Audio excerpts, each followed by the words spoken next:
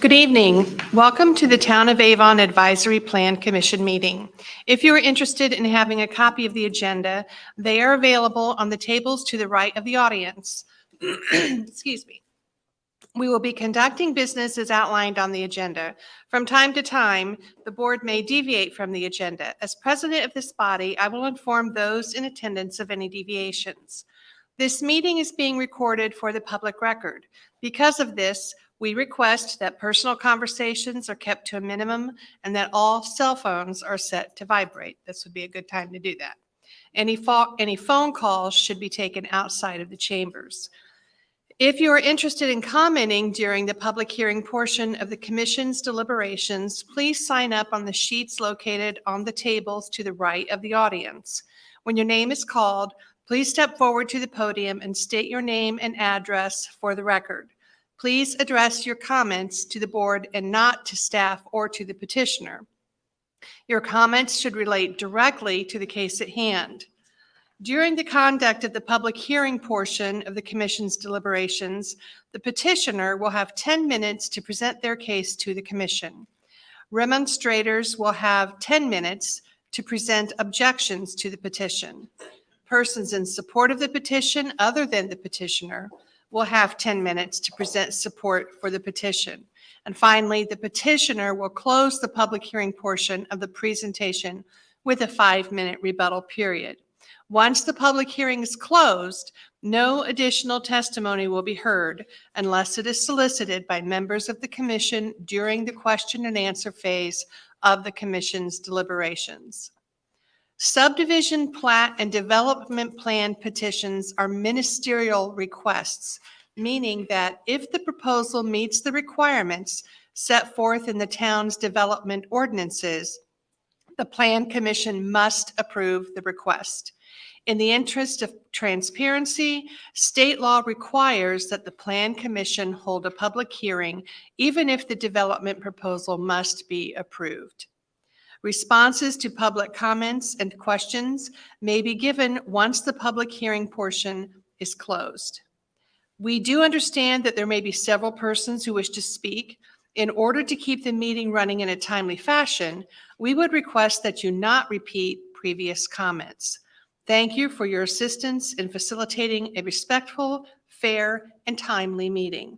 Again, welcome to our meeting, and please stand for the pledge.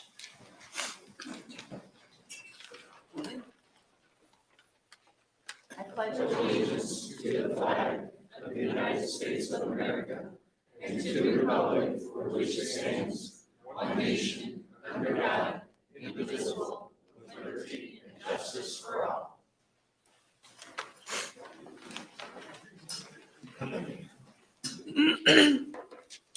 Okay, let's call to order. Or roll call, rather. Catherine Randers. Here. Paul Winkelberger. Here. Bill Reed. Here. Jennifer Spencer. Here. Mason Pike. Here. David Coffin. Here. Greg Wilson is out. We have a forum. Thank you. Next, we move on to the approval of meeting minutes from the March 27th meeting. Does anybody have any suggested edits or changes that they would like to have made to the meeting minutes? Or clarifications or anything like that? If not, I'll take a motion to approve. I would move to approve the minutes as reported. Second. Having a motion and a second, all in favor say aye. Aye. Any opposed? Motion carries. Okay. We now move on to the public comments portion of the meeting. This is for anyone who is present to comment on anything we are not going to talk about tonight. If it's not on the agenda and you would wish to make a comment, this is the time to do it. Anything that is on the agenda, you can wait till we get to that particular agenda item. But does anybody have anything they'd like to speak to that is not already on tonight's agenda? Okay, seeing no hands raised, the public comment portion of the meeting is closed. We move on to requests for continuances or agenda modifications.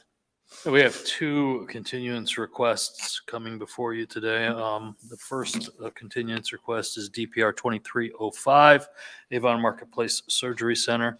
The petition does need a setback variance, and they need, so we need the, that is on file, I believe, and scheduled before the Board of Zoning Appeals in their May meeting, but we will need to continue this case to the May 22nd, 2023 hearing date to allow the petitioner time to have their variance heard by the Board of Zoning Appeals. And you said there was a second one? Yeah, the second one is DPR 2306, Sudan Trucking. That's a request for approval of the development plan to construct a truck trailer parking and maintenance facility at around 8379 Kingston Street. In this particular case, the petitioner needs to file a special exception for a gravel lot and a development standards variance for a fence in the front yard. And I would anticipate they would file that in time for the June deadline to be heard by the Board of Zoning Appeals at their June meeting. So the petitioners requesting continuance to June 26th, 2023 in order to file and have a variance and a special exception heard by the Board of Zoning Appeals. Okay. We do have one agenda modification, and that deals with Plaza 267. I'll go in more detail when that case is on the heard, but the agenda has, I believe, or the agenda that we published has a waiver of the glazing requirements, and they don't need that waiver. So that agenda item, a waiver for Plaza 267, is no longer required, and so So it's just straightforward. it's just a straightforward Okay. development plan review petition. So that gives a nice segue. Just to review for everyone present, we have a combination of waiver requests and plat approvals this evening. And as I said earlier in my opening comments, plat requests are ministerial. If they meet the requirements of the ordinances, and our staff does an excellent job of reviewing them and going over things with the petitioner, we have to approve them. Waivers, however, are not ministerial. Is that correct, Mr. Ray? Correct. That's correct. So we have the discretion as to whether or not to grant waivers. So please keep that in mind this evening as you see us make our deliberations on the various agenda items, that we will have waiver requests as well as plat requests. So very nerdy. So, okay, moving on to the first agenda item, which is Countryside Estates primary plat. Mr. Peoples.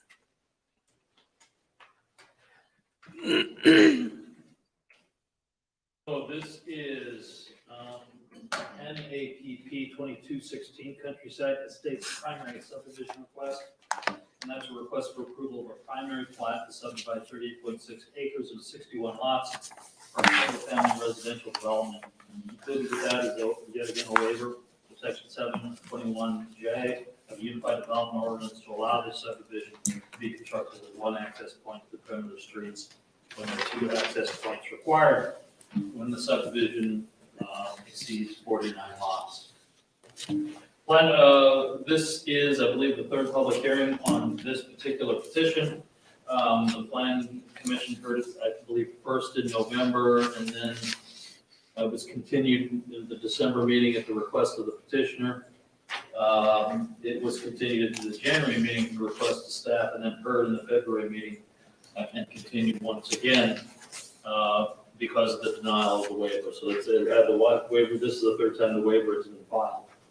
Should be noted on this particular petition that you have a rule in your rules of procedure that don't allow you to continue cases beyond 6 months.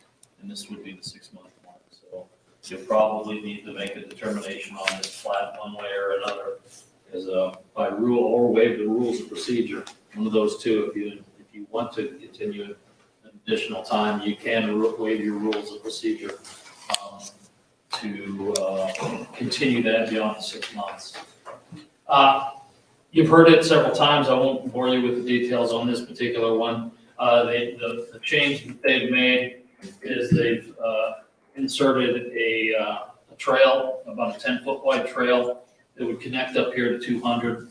That would give a second means of ingress and egress. That trail would be built to handle the heaviest equipment that the fire department has, which I believe is a ladder truck. So that in the event that this boulevard entrance here is obscured, then they will have the option of entering the subdivision through this if they so need to. Other than that, the subdivision is basically identical to the last time we saw it, with the addition of the trail. This was, of course, back then we showed you how the development could be constructed with an access point here, access point across the Kingsway, separating that by 1,200 feet. The problem with this is it puts a bunch of conflict points with this entrance, and this entrance.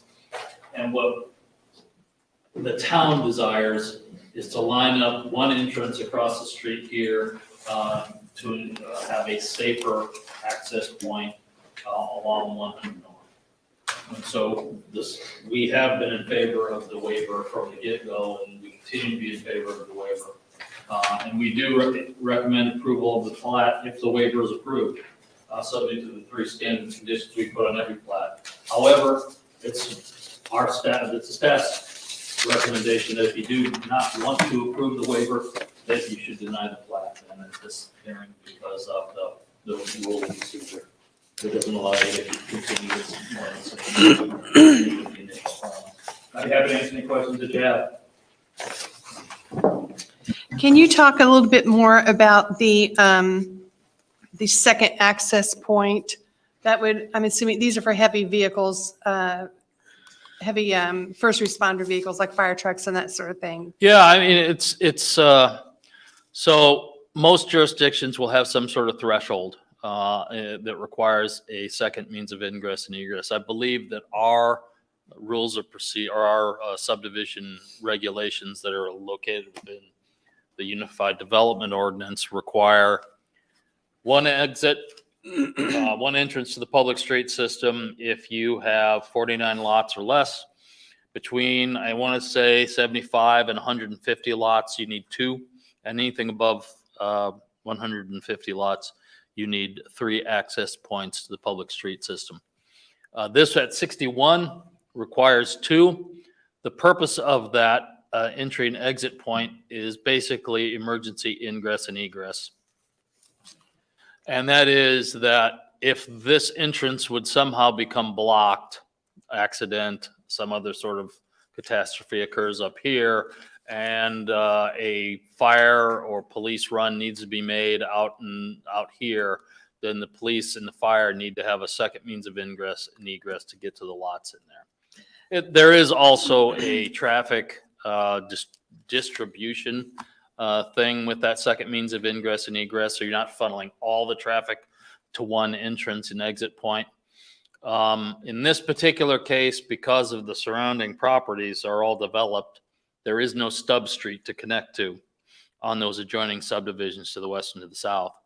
And then, of course, the church owns the property to the east. So there really isn't an easy way or a convenient way to connect.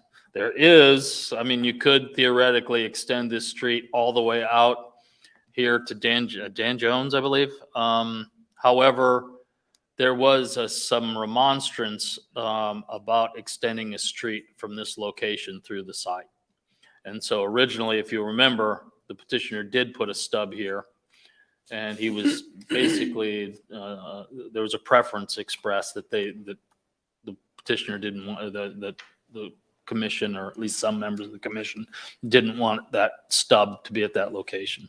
So the trail, this would be a walking trail that could handle Yeah, a it'll heavy be- vehicle, be reinforced and, It'll look like a path, look like a 10-foot wide asphalt trail, but it'll be built to such a way that a ladder truck can get through it if they need to.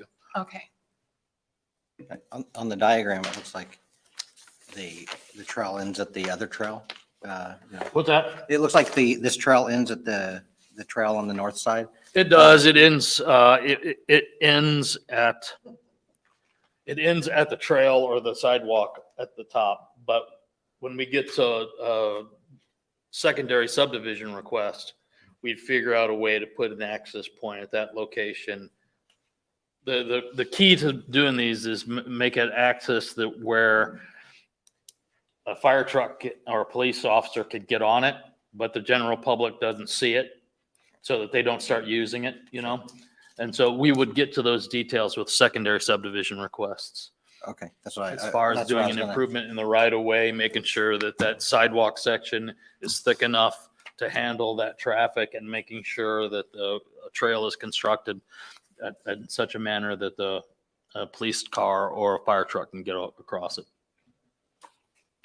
Okay, and so 10 foot wide is just wide enough. I guess. Just wide enough. Because 9'8", I think is a, If you go by the building code, you would typically require a 20-foot fire path. Mhm. So you'll see a lot of time, or not a path, but a fire department access road would typically have to be 20 feet wide.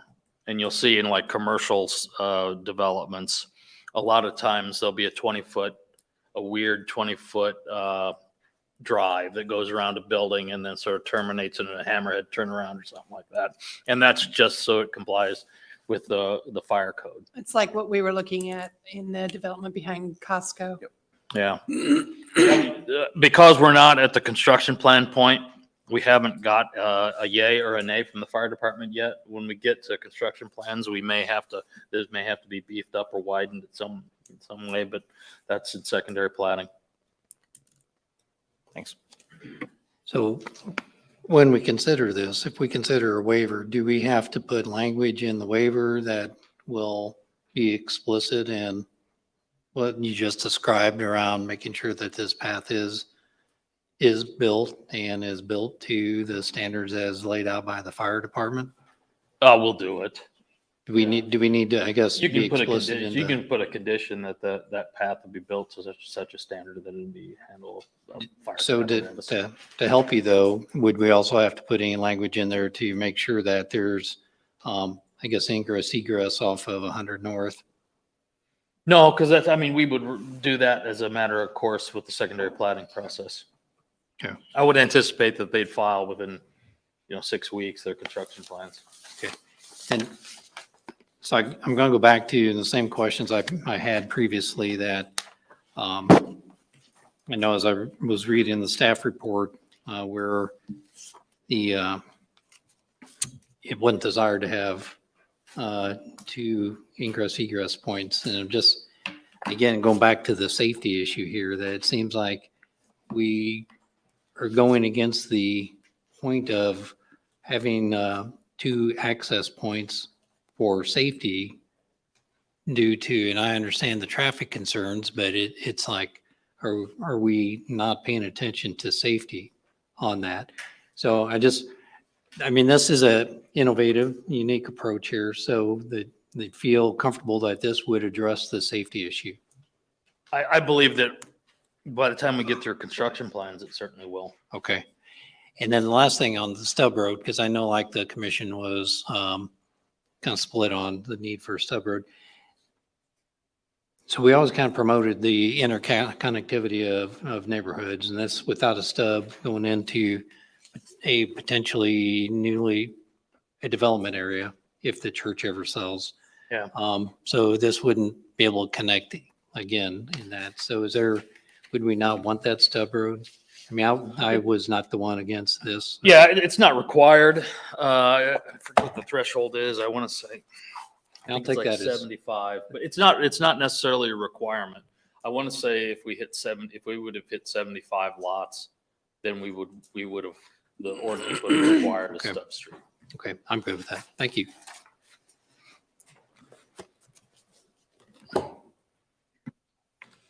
Any further questions for staff?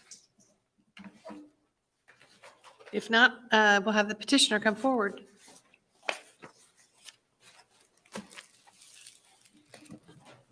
Good evening, Jeff Banning with Banning Engineering, 853 Columbia Road, Suite 101 in Plainfield, and thank you for having me again. Oh, perfect.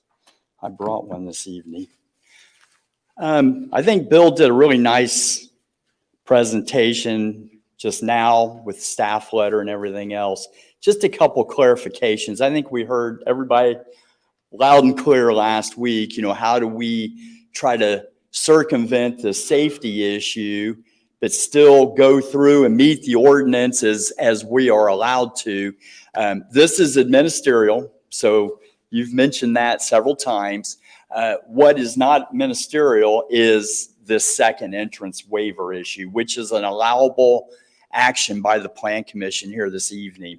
So what we went back and kind of put our heads together on is, okay, how could we come back to this group with another option that would hopefully take care of the safety issue, talking about that second point of ingress, egress, but still working with staff. I've had multiple discussions with the planning department, with the DPW department on trying to set up County Road 100 North so that traffic can still move on County Road 100 North and we don't impact that by all of the right turns, left turns, and the different, layouts. So this is what we came up with. I appreciate the comment about, okay, how does the path connect to County Road 100 North? That's an item that we're willing to work with staff on to make happen. The width of the path, the depth of the path, we've done this before in other subdivisions. That will all be worked out through our construction plans through the secondary plat. We are in agreement. I don't know if you received Steve Moore's staff letter or not, but a lot of that is reflected in Bill's staff report. We're in agreement with all of that. So I can go on and on, but I really, if there's any questions, I'd be happy to answer those. We can hear the audience if they have anything. I think one item I would like to talk about from a safety standpoint.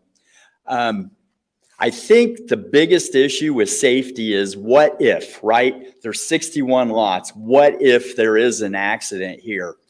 That's going to be a minimal amount of occurrence potentially versus what if on County Road 100 North, right? That's really what we're trying to avoid here and trying to overcome, and which staff is in agreement with us from that standpoint.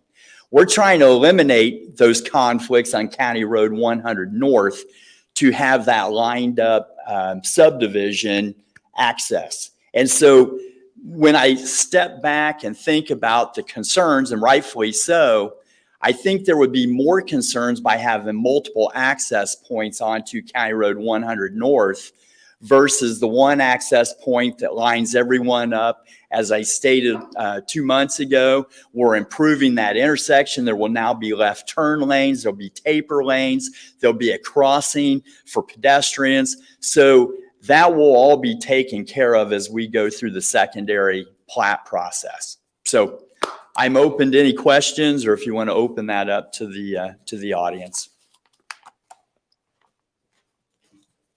Any questions for the petitioner? Okay. Thank you. Do we have anybody who has signed up to speak on this agenda item?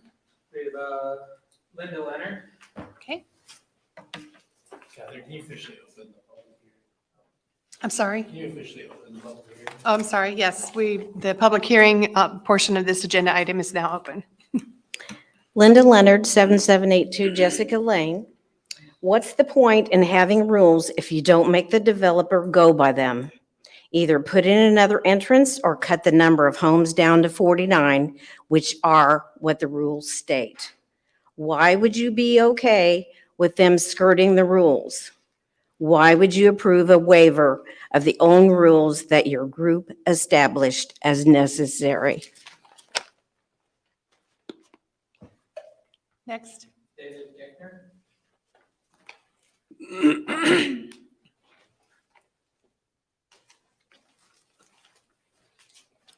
Hi, my name is Dave Gunner. I live at 7531. I was on the corner house right there. Has there been really any changes from the last couple months? No.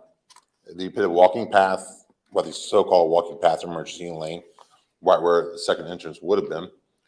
But there's no real changes in the last 3, 4, 5 months that we've been doing this. So, like she said, why skirt changes? Why make special rules for your own procedures and policies that you already have established. Next. Daniel Hoffman. Good evening. Daniel Hoffman, 1025 Forest Commons Drive. I'm here to request that the commission vote against this waiver. I don't think there has been sufficient change to warrant the granting of this waiver.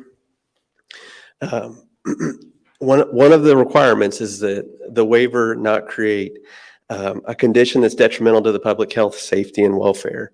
And I'm trying to envision a enormous fire truck navigating a 10-foot strip to get to a property in the back of the subdivision, and doing that timely as the house is on fire. I think that's kind of the difficulty. And for me, obviously I'm not going to be living in this subdivision, but these people need someone to advocate for them because they're not able to do that tonight. So I guess if I'm being honest with you, I want to make sure that you guys are being considerate of the people who would be living in this subdivision. And I know that there were two primary issues, the first being the second ingress and egress, and then the other issue of the traffic coming out of Forest Commons, which is where I live. I don't feel like they've really given the developer has given a solid proposal as to how that situation is going to be fixed when you have all of these families and these people living in this subdivision all either turning right or left, and of course the people across the street doing the same. I think it's going to create a traffic headache. I think people are going to get injured. And obviously as a father, I don't want my daughter or my wife or even myself turning out trying to time it just right on the already congested 10th Street that it is. So I would just ask that the commission take those things in mind as you make your determination. I don't think the developer has really provided a good basis for why this property can't be developed in accordance with the ordinances as they're written. And I don't want to echo what's already been said, but there is a purpose in that. And even Mr. Peoples indicated that generally you allot for 20 feet for emergency vehicles to be able to get in, get out. So this is not even half, well, it is half of that. So I think there's still a lot of issues that I don't think the commission or the developer has really addressed. And I guess that's why I would be asking that the commission not grant this waiver tonight. So thank you.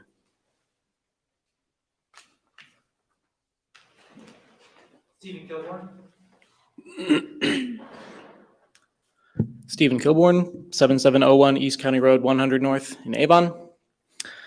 I just wanted to offer a brief response to a couple of things that were brought up at the last hearing on this matter.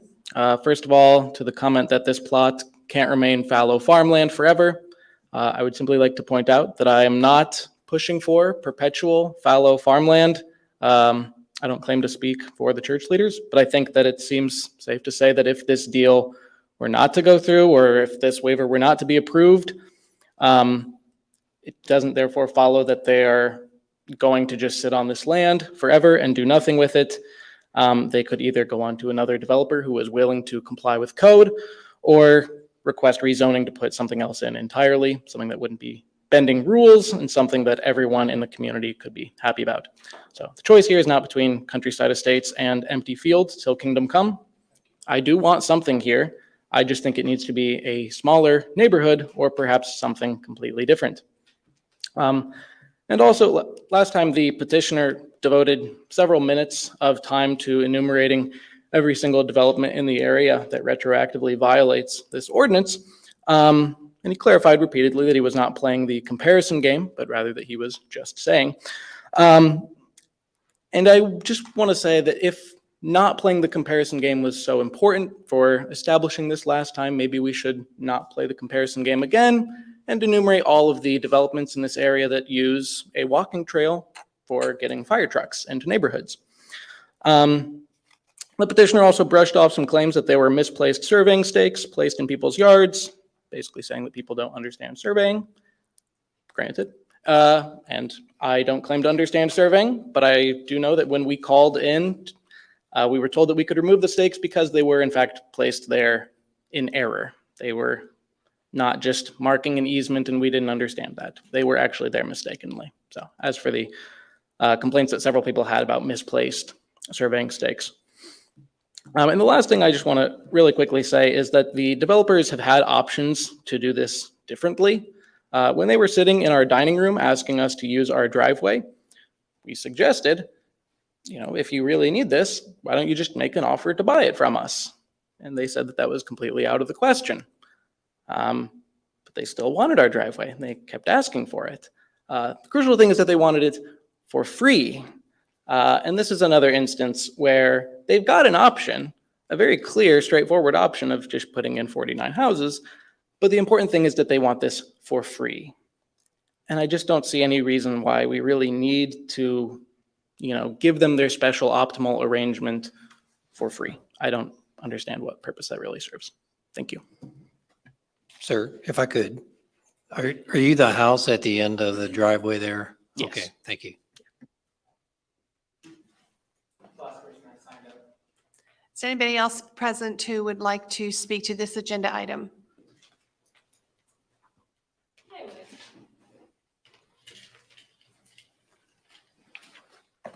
Hello, my name is Karen Foster. I live at 7574 Black Walnut Drive. I live kind of at the other side of the forest, and I just wanted to say, I don't know who everyone is, but I've appreciated how much the developer has tried to meet with what you guys said. It's Avon that said, we'd really like one access point, and then we come back and we hear a lot of safety things, and then they're like, all right, well, let's try and make something else work. And so I feel yes, could it be larger, the 10-foot? Yeah, maybe. But what I'm hearing is they said, all right, we really need 2 access points, but we want safety on that road. So here we're putting in this one. And then from what I heard, the second point, if you guys didn't like that 10 feet, that next section would go ahead and say, we need this wider. So I sound like that. From what I'm understanding is that next section will be the extra point there. I also want to from last time, I heard a lot about safety and on 10th Street.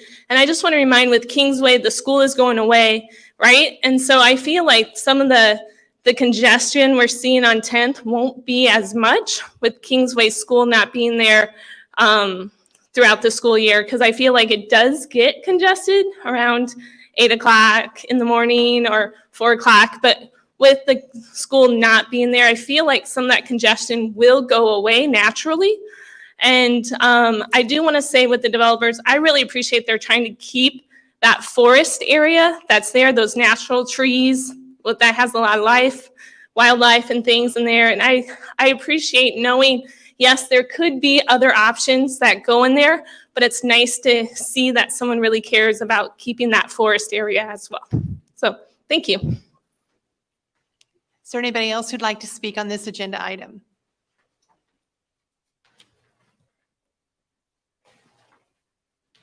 We live, I need your name and address. Oh, Barbara Kilborn, 7701 East County Road 100 North. We're the house where my son Stephen lives and at the end of the driveway.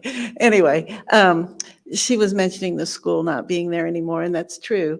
But the church is planning on having a lot more other ministries, like a counseling center, and they're trying to work on some CPS kind of things, bringing children in that need help. And so it's not going to necessarily be no traffic. So I just thought I'd mention that. Okay. Is there anybody else present who would like to speak to this agenda item? Okay, nobody else is moving forward. The public hearing section of this is closed. Mr. Banning, you have 5 minutes to rebut. Thank you very much. So I don't know if we can get my PowerPoint back up there. Thank you. I'm really conflicted on how to rebut this. So as we all have been for now 6 months, right? So several of the comments, I think first of all, for the Kilborns, we are not affecting their property. We don't need their property. It's not part of this property. So I think that's a non-issue. That's why we eliminated the stub. I know that was brought up this evening. That's actually, yeah, right down here. So this is their driveway, just so everyone knows. I guess the biggest thing I've got to say, your town staff is saying this is the best option. We've come up with what we think is a good plan to take care of the what if. The what if there's a fire. The what if there's something that happens right here. You know, the remonstration has brought this up. I wasn't going to bring this up, but I'm going to bring some of this stuff up now. We had this option, wasn't the favorite option. We eliminated it just to show you what could happen. This was our original option with, hopefully, I should say, with, except it had a stub right here. There's the original option. Here's the other potential option. It's ministerial. I don't like this option. I don't even really want to bring this to you this evening, but there's 49 lots. One entrance. We can wipe out the woods, still get our percentage of open space, and we still do not line up access points. We have done all we can to work with staff to come up with a way to make this work. A waiver is allowable in the ordinance if the Plan Commission sees fit to approve that. I've done this many times before. I'm going to say it again. The gentleman that stood up, Mr. Hoffman, I guess it was, about Forest Commons. There are 109 lots in there on one entrance. I didn't want to bring it up. They brought it up.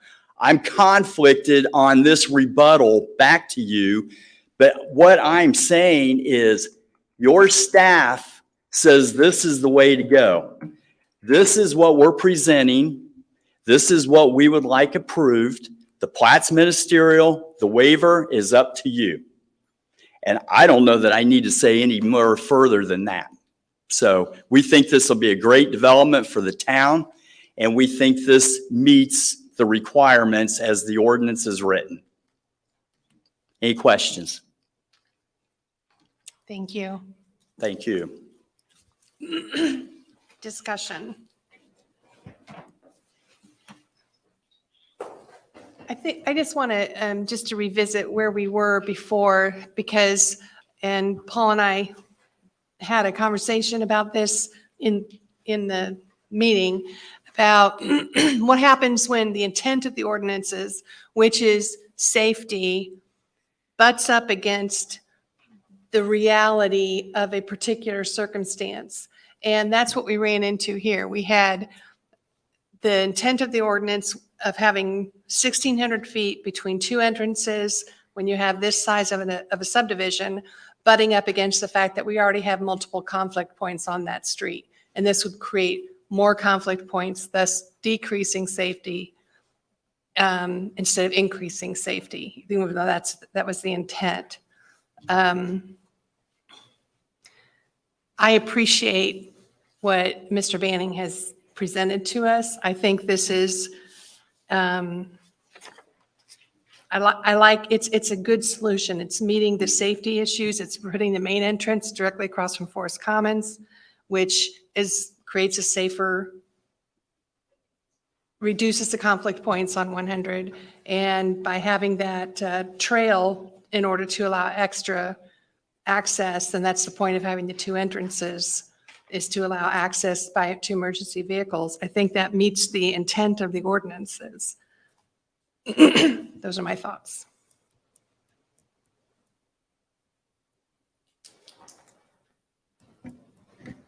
Well, I think one thing that we ought to talk about too, as far as following our rules and procedures, waivers are part of the process. So when a waiver is requested, it's not against, we're not following the rules or procedures. It's just part of the process that any petitioner has. So just making sure that a waiver request isn't outside our rules. It's just part of the process and something that we consider But as far as the waiver goes, the one thing that, I mean, we talk about, and there are subdivisions with one entrance, and I don't like repeating that, and Forest Commons is one of them. And traffic on 100 North is going to be an issue for any development that's on 100 North. So while I recognize that and acknowledge that's an issue that the town's going to have to address someday, and one of these days, maybe it'll be a signature street like 200 North. But right now, when I look at how do we address safety issue, I think the walking path is a innovative way to address another entrance in there that's not used. Is kind of like having a stub street that has a lock gate to it. I think 10 feet is, I don't know if that's the right minimum or if it'd be better to put 20 feet, but it's like I'd want it to be appropriate where if that is truly what we would approve, that it'd be wide enough to easily accommodate emergency vehicles without having to work through a narrow street. Personally, I like the stub street, and I think as we heard that it'd be, one way to make a deal to tie into that driveway, even acquiring it and paving it, even though you have two ingress points right beside each other that may not meet the bill because maybe it'd be blocked if you block the boulevard entrance. So there's a lot of things that we've considered here. I think this waiver is providing something that would be, I think, doable, better than what we've seen in the past. I still believe this subdivision has to have at least 2 access points, whether one is used frequently or infrequently. I do have a question for Mr. Banning. If we were to, if you could come up to the podium. And this may not be the place to do it, but I just kind of want to get ahead of it. If we were to widen that path, that second access point, what would that do to the lot sizes for the 2 lots on either side? Would that then put you in a position of not being in compliance some way or another? Excuse me. I don't believe so. I think I might have said this at the last meeting. I hate to design stuff at a plan commission meeting. Oh, yeah, and I'm not asking you to. I think the short answer is we can look through that, and that was our intent to do that with staff. I would hate to, right now, preliminarily 10 feet, I've had that discussion and that's been acceptable. And just to give everybody, I probably should have said this earlier, the width of 100 North is probably 20 feet. So we've got vehicles, fire trucks, and 20 feet is a county road. I mean, is a lot of the roads within the community, right? The challenge you run into, and we've seen this before, at what point do you make it too wide that people start utilizing that? I think of the trail, out here to Avon North. I think you live in there, Paul. I think there's some bollards out there to keep people from on the trail. I know we've seen that in other places, and it can be worked through. I think we need to find out, okay, do we get to the point of getting the waiver or not before we actually do the final design? But to the best of your knowledge, you're not limited to 10 feet. There's some wiggle room there. Yeah, I believe the easement or the right-of-way we're showing or the common area we're showing right now is about 15 feet. Okay. To allow for that construction. Okay. Thank you. Thank you. Before you step away, the design that you showed us that would meet the ordinance had a large undeveloped portion of what's now being developed. So it looked like you took it elongated into the woods, but there is still some land that wouldn't have been developed. Is there a reason why you chose that as meeting the plat, or is that just an example that of a developer coming in, meeting the requirements, which would then be ministerial approval? Yeah, what we were trying to show, and I don't know if Angel can bring up that PowerPoint. what we were trying to show, and here again, I hadn't planned on showing this, but the remonstration brought this up. That's actually something that another developer could come in and do. I will tell you, I've been told our developer and the church have tentatively agreed if we don't get the waiver approval this evening, they would like to go through this process. We heard a neighbor last month or 2 months ago and here this evening, we were trying to save that common area to allow that to be an amenity, not only for this subdivision, but for the town in general. So I'm just saying, we have been working on this for close to a year now, trying to get to this point. We feel like what we've brought before this commission is the best plan for this property. We didn't try to rezone. We didn't try to, get any variances. It was one waiver, and that waiver from day one was predicated on lining up with Forest Commons, purely from a safety standpoint and purely a staff-directed process. So that's why we did the one entrance here. That's why we showed the 2 entrances previously. So can you go back to the slide that's your current plan? So access to the common area there, is that at the south? Yeah, we've got access here. That is intended to be an access point Correct. to the common area? That's right. Okay. All right, thank you. Thank you.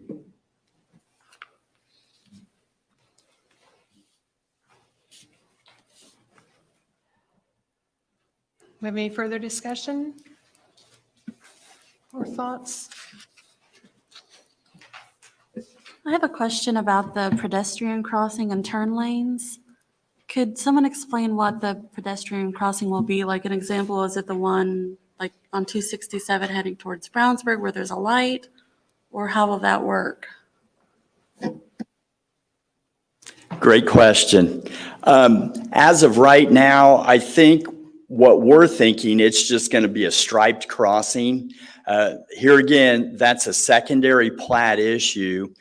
The town has standards. They have an actual standard on what entrances are to look like.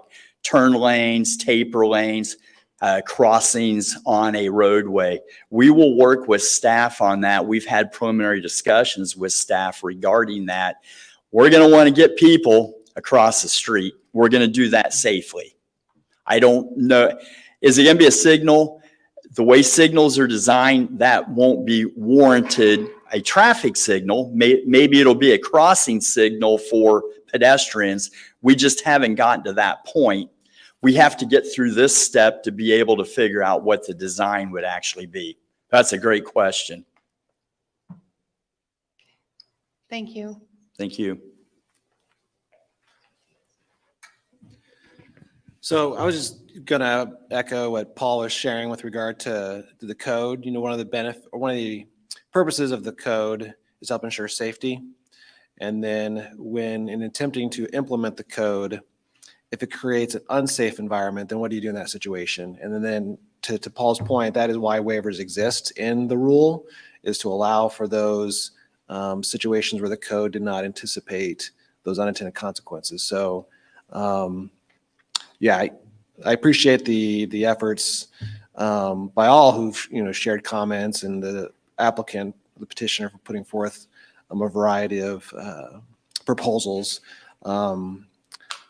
I feel that the emergency route is a good compromise where it addresses the safety issues as best as it can under the code. Yeah, one other point too, that there's multiple designs that can come in here, and I think we've heard desires across several things about traffic and alignment of ingress, egress, the retaining of the trees. I think the developer has at least done a design to retain the trees and have that buffer there and make it available as a common area.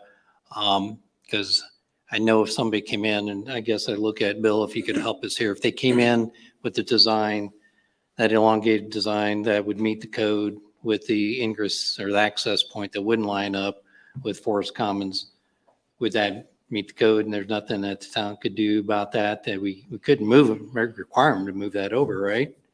Because it would Well, it still, just depends on what, I mean, if the church sells them just that westernmost portion of it, yeah, then they get the rights to develop that. I mean, both of those lots Right. are owned by the church. So if the church is only going to sell a portion of that other lot for a subdivision request, they could do that. okay. The ordinance does have provisions in it regarding the preservation of existing material, but the truth is that, yeah, someone could come in and clear cut and mitigate it.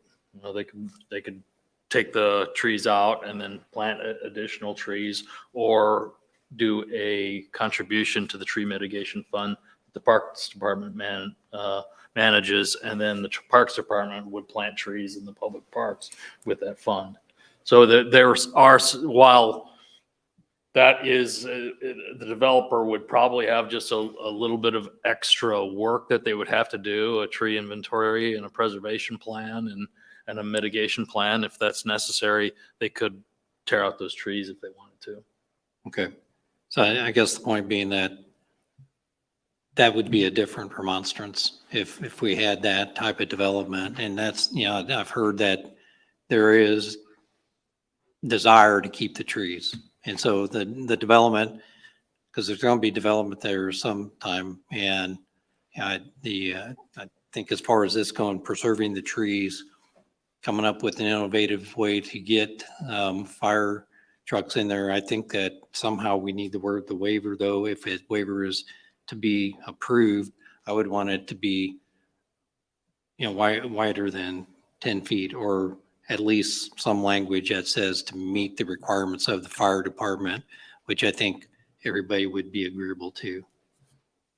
Because I'm not hearing that the developers against the safety are willing to do that. And I agree, you can't design in a meeting because we aren't the experts here. Any further discussion? If not, I'll entertain a motion.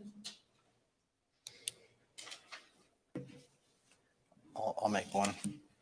Now, would we include, if we wanted to include the information about the emergency access point would we do that in the waiver proposal, or? I think you do it either. I think what you want to do is take care of the waiver first, and then once you've taken care of the waiver, then take care of the subdivision request. Okay. In other words, make a motion on the waiver. Because the waiver is for the access points. Right. Right. So that's why I thought maybe it made sense. Subdivision doesn't comply with the ordinance unless the waiver is approved, in which case it does. So the waiver has to be voted on first.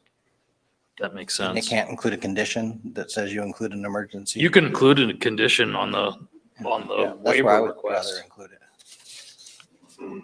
I'll And the make it. Or conditions you are can only, do a condition on the plat request, either one. I thought we couldn't do conditions. If the waiver is approved, then the plat request becomes ministerial. Well, if you approve, if that condition is, if there's a nexus between the condition and the waiver, it makes sense. In other words, if the standard is for fire department access and the trail is for fire department access, making a condition on that access point being capable of handling a fire department, there seems to be a nexus in between the waiver and the condition that you're imposing on the development. I think the condition would make sense for it to apply, to be attached to the waiver. Yeah, that's, okay. So I move that we approve the waiver of design standards of section 721J to allow for a subdivision of 61 lots with one access point to a perimeter street with the following condition: a secondary emergency access point that complies with fire and safety requirements and connects to 100 North will be included. Do you have a second? I'll second. Okay. Let's take a vote. Catherine Ransford, 4, Paul Gutenberg, 4. Bill Reed, 4. Jennifer Spencer, 4. Mason Pike, 4. Dave Goff. 4. Motion passes. And so now we move on to the plat approval, which at this point, now that the waiver has passed, this now becomes ministerial. And staff recommends approval of this, I'm assuming?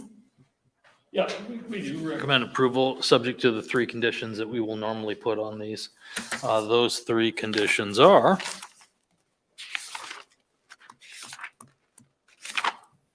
any revised plans must comply with all commitments and conditions noted as part of any approval granted.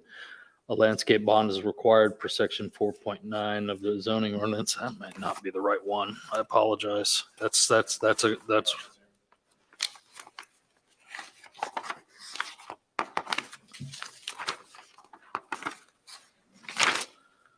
Okay, these are the right conditions. Any revised plans must comply with all commitments and conditions noted as part of any approval granted. Development shall comply with all relevant portions of the town code, comments by Public Works, the fire department, and Crossroads engineers at the pre-construction meeting, and the lot width. That's already been done. Number 3 has already been done.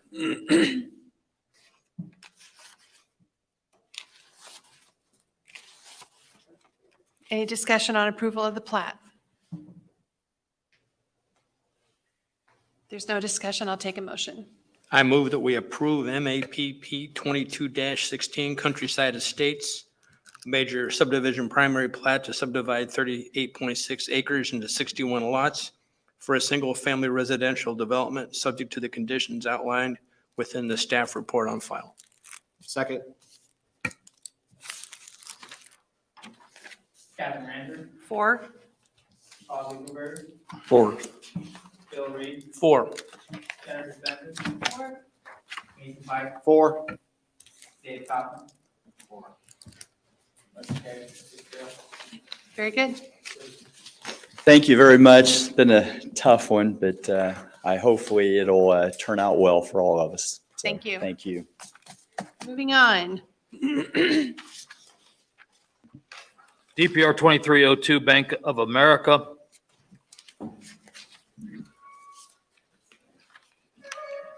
A request for approval of a development plan to construct a 4,240 square foot single-story financial center branch with drive-up service lanes, including a waiver of section 2.100 to include cladding with stucco and metal in lieu of masonry material. 80% masonry required, and stucco can be used as an accent material in Tier 1 of the US Highway 36 overlay, and a waiver of section 6.12B2 to provide for a drive-through lane with a width of 8.5 feet when there's 12 feet required. This is located at the approximate address of 6851 East US Highway 36. One item on the history, and that was the Board of Zoning Appeals did do a special exception for the drive-through. Special exceptions are required for drive-throughs in Tier 1 of the overlay, and that was approved in the February 2023 meeting.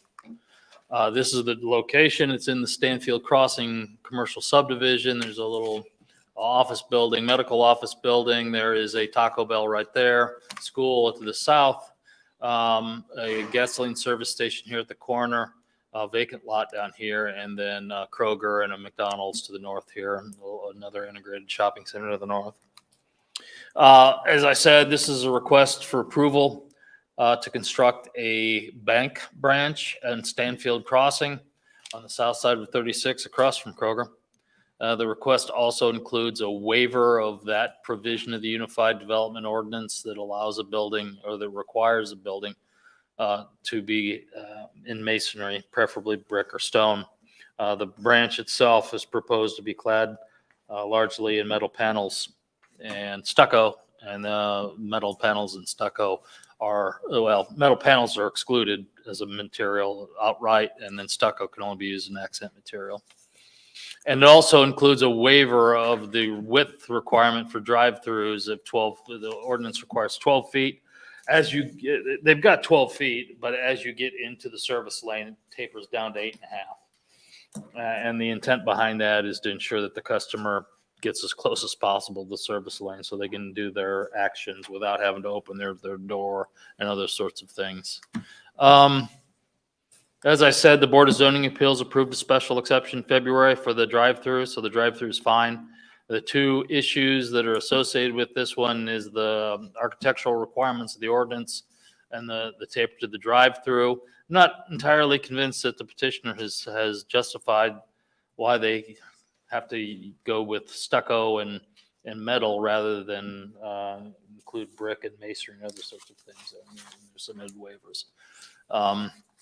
However, it does make sense because we're not talking about an 8-foot lane all the way through the stacking spaces. We're literally talking that as you pull into the service unit, that's when it tapers down to that 8.5 feet. And that's really to ensure that the customer gets as close as possible to the service unit so they can do their activities from within their vehicle. So it's just 8 feet in Right. the actual Right in the bay. stall, right in the bay. Okay. Right in the service unit. As you get outside the service unit, it extends out to the appropriate width. This is the site plan, landscape plan showing you, and I'm having a little trouble seeing because I'm blind, but the service units are on this side of it, and it's got some 2 rows of parking to the north. It would gain its access from the private access drive and Stanfield Crossing. It goes right through here. And that has yet to be constructed, as does the drainage infrastructure for Stanfield Crossing. So Stanfield Crossing would have to be at least commence construction on the subdivision, probably commence first.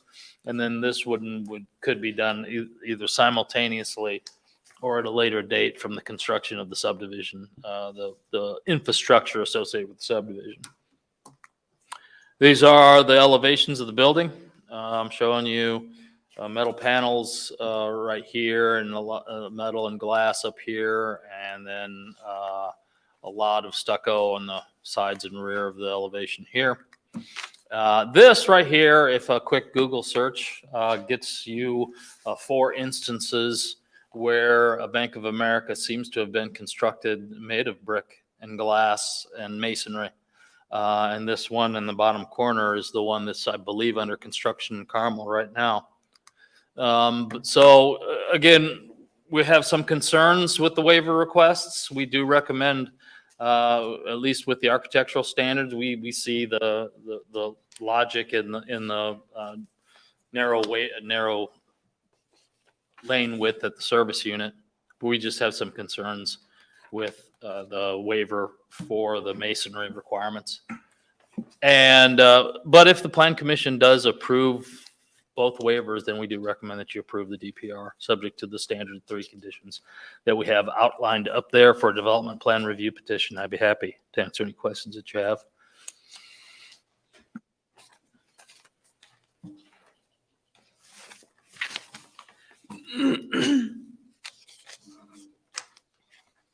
So, Bill, you noticed, or I noticed that in here, you talked about the petitioner is claiming that the building would be consistent with other buildings in the area, but you disagree with that assessment, correct? Well, yeah, I mean, for instance, the Taco Bell's brand new. It complies with the overlay requirement. So it's adjacent to one that is consistent with the ordinance. In fact, most of the new buildings around there are consistent with the ordinance. The office buildings that are in a reasonable proximity to this. If there is a couple buildings there that are inconsistent with the ordinance, I didn't do a deep dive into them. One is the gasoline service station at the corner, and the other one is the Kroger Shopping Center across the way. But both of those were built before the ordinance requirements came into effect. I think I want to say they were built in the late 90s, maybe early 2000s.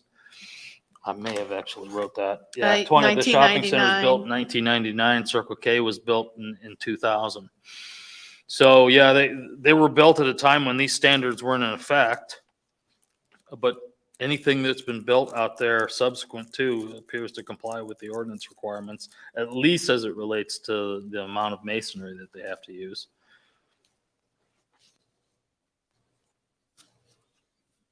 Questions for staff?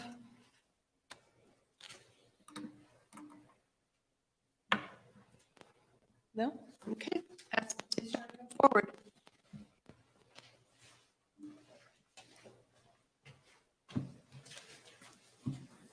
Good evening, commission members. My name is Brian Emmerich. I'm here with Allegro Civil Engineers, 4322 North Lincoln Avenue. Is there a little?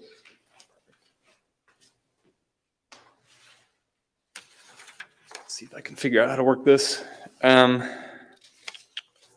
Yeah, so thank you, Bill. We're proposing a Bank of America here in Stanfield Crossing. This is a little color rendering. I guess right off the bat, I should say I'm not an architect. You're stuck with a civil engineer here this afternoon. But I'll do my best to comment on the architectural standards here, and I'll try and make this presentation quick. Okay, so I'm going to quickly touch on existing conditions, then proposed. I think we already mentioned previous approvals. I'm going to go through the 3 waiver requests. I know there were 2 that Bill mentioned, but we added on a 3rd one in our resubmittal, and then a quick summary here. Yes, we're lot 1, the westernmost lot here, Stanfield Crossing. There's that common access drive that's proposed as a part of the common improvements, and then that what you'll see is common area A is a enlarged or shared bioretention stormwater area here for all 3 lots. I'm sure you're familiar with the site today. It's grassed, undeveloped. I touched on this just now. There's an access road proposed as part of the common improvements, and then this expanded bioretention area here to the south. I'm just noting here, again, Bill already mentioned this, but the adjacent developments here, we've got the Circle K, intermediate school to the south, medical office and a Taco Bell immediately to the west, McDonald's across the street, and that's an outlot of the Kroger there. I thought it'd be helpful just to snip the adjacent building facades. These are just photos from street view here, just because the architectural facade requirements are one of the 3 waivers we're requesting here. So this is that Taco Bell located here. This is the medical center here, and then this is that Circle K on the corner. I think next are a couple of color renderings here. Did I skip one? Oh yeah, this is our proposed site plan here. I believe this is the most current. One of the waivers here is, as Bill was mentioning here, we're requesting, although we do meet the 12-foot wide drive aisles here at the mouth, at the exit, as you go under the building canopy here next to the ATM there. For security reasons and ease of access, the bank has found it's best to shrink down that drive-through lane width to the standard 8.5 feet. These are some color renderings here. I guess in short, the architectural facade waiver request is just so that the bank is making a big push now for this new brand identity campaign. And this is the most recent sleek building that they have as their prototype. So what they're asking to do by that waiver is to simply install their current prototypical building here. This is what it would look like from the corner, the other corner here. And these are the 4 color elevations that I believe Bill included in his slideshow as well. The 3rd waiver request that he didn't mention was the request that we have a total of 4 building signs. I believe 2 are permitted per public street frontage per code. So that puts us at 2. So we're 2 over for what we're proposing here. And again, this is just a function of the desire by the bank to go with their prototypical building. Real quickly, the previous approvals were in the C2 General Commercial Zoning District, also in Tier 1 of that US 36 overlay. We did have the special exception approved in the February BZA meeting. And yeah, that's required for any drive-through in that overlay district. This is a quick little graph of the 3 waivers we're requesting here this evening.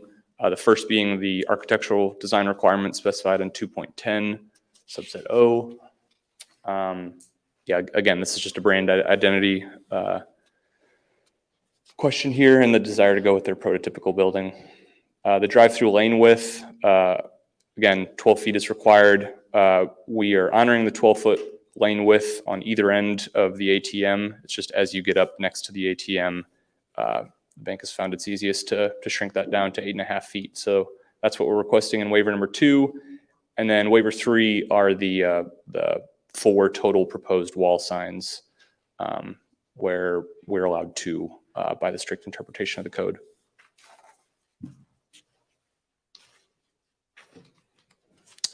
Approval criteria, thought it would be best to walk through these quickly.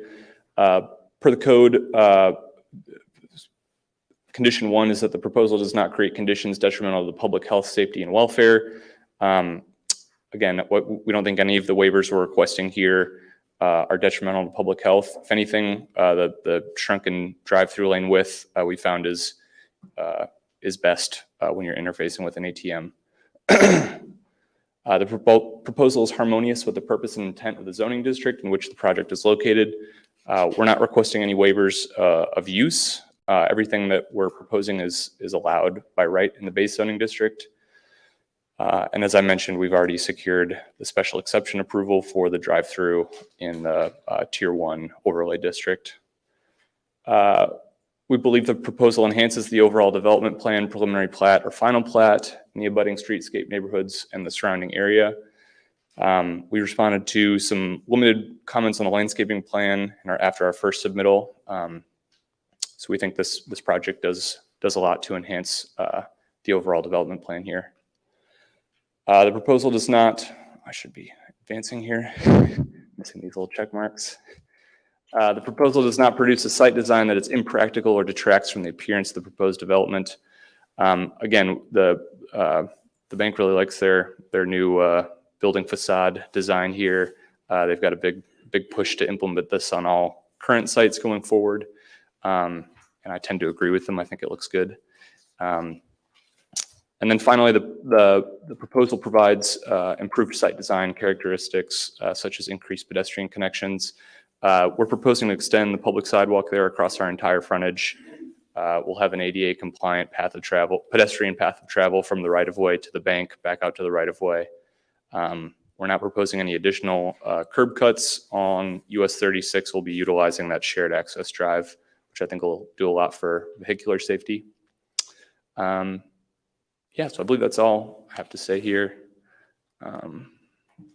Just make sure that. Yeah, so in summary, Stainfield Crossing plat is being performed by others. We believe this is a significant improvement on the vacant land as it stands today. Like I said, we've already approved or gotten approved the special exception that's required. We're just requesting that 3 of these waivers be approved here this evening. And that's it. Thank you for your time. Mr. Peoples, did I fall asleep or did I hear you mention a 3rd waiver? I thought I just heard. No, and I probably should have said this. Chapter 6 has 4 provisions in it: landscaping, lighting, parking, and signage. 3 of those 4 are waiverable. So if someone doesn't want to comply with the landscaping standards, they can request a waiver of that standard. The lighting standards, they can request a waiver and justify it. The parking standards and loading standards and stacking spaces, all those sorts of things, they can request a waiver. However, if they're looking to vary from the signage standards in the ordinance, they have to go back to the Board of Zoning Appeals and get a waiver of development standards, which is the reason I didn't include it. I did note in my staff report that the petitioner had filed a waiver, and I probably erred not contacting him and saying, hey, you can't can't file a waiver on signs. You have So to that's file- not something we would No, you can't. address this evening. That would be the BZA. Right, the BZA has to approve that variance, not the plan commission filing that waiver. Thank you.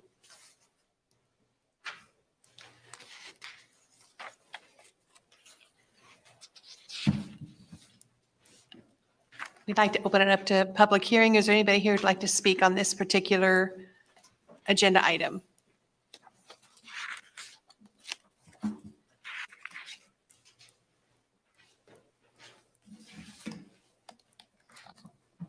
No one has signed up.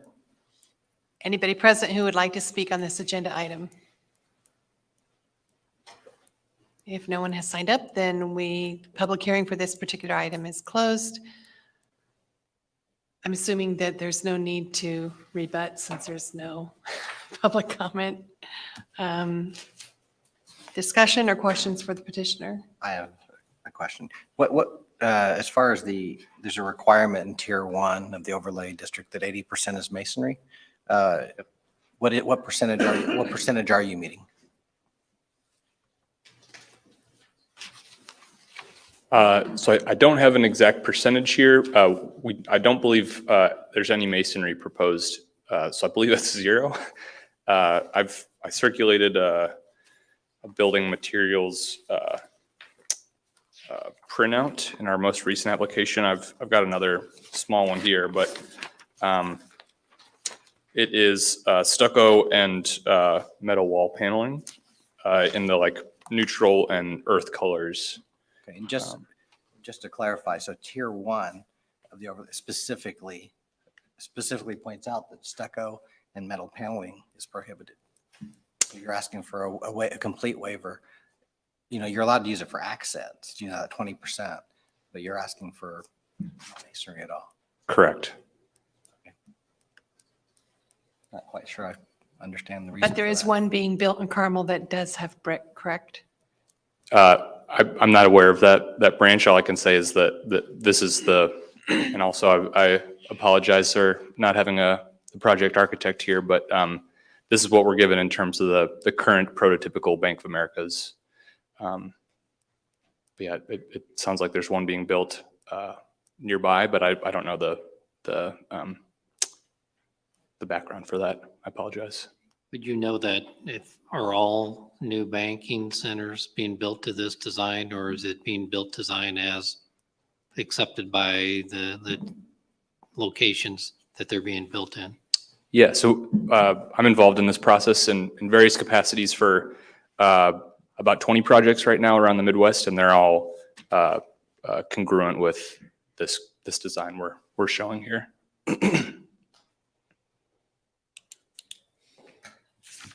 So this isn't a question for the petitioner, but I understand the waiver for the drive-through lane. But with regard to the other two, there's no harm in asking, but they don't meet the standard, and there's not a justifiable case for the exception or for the waiver.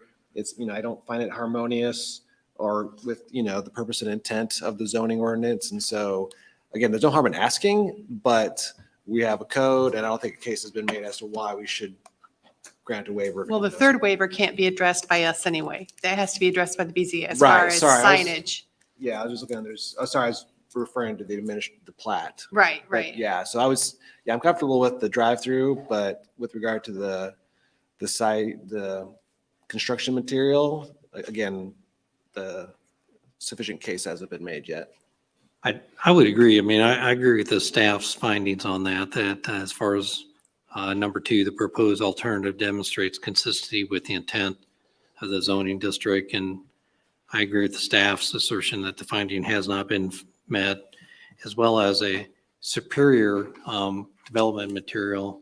And again, it's hard to say that when we don't see anything, that a paper picture of the material doesn't do justice to being able to determine, is it of superior quality to masonry? So, without seeing that, again, I would find with what staff has identified, and I agree with their assertions that the finding has not been met.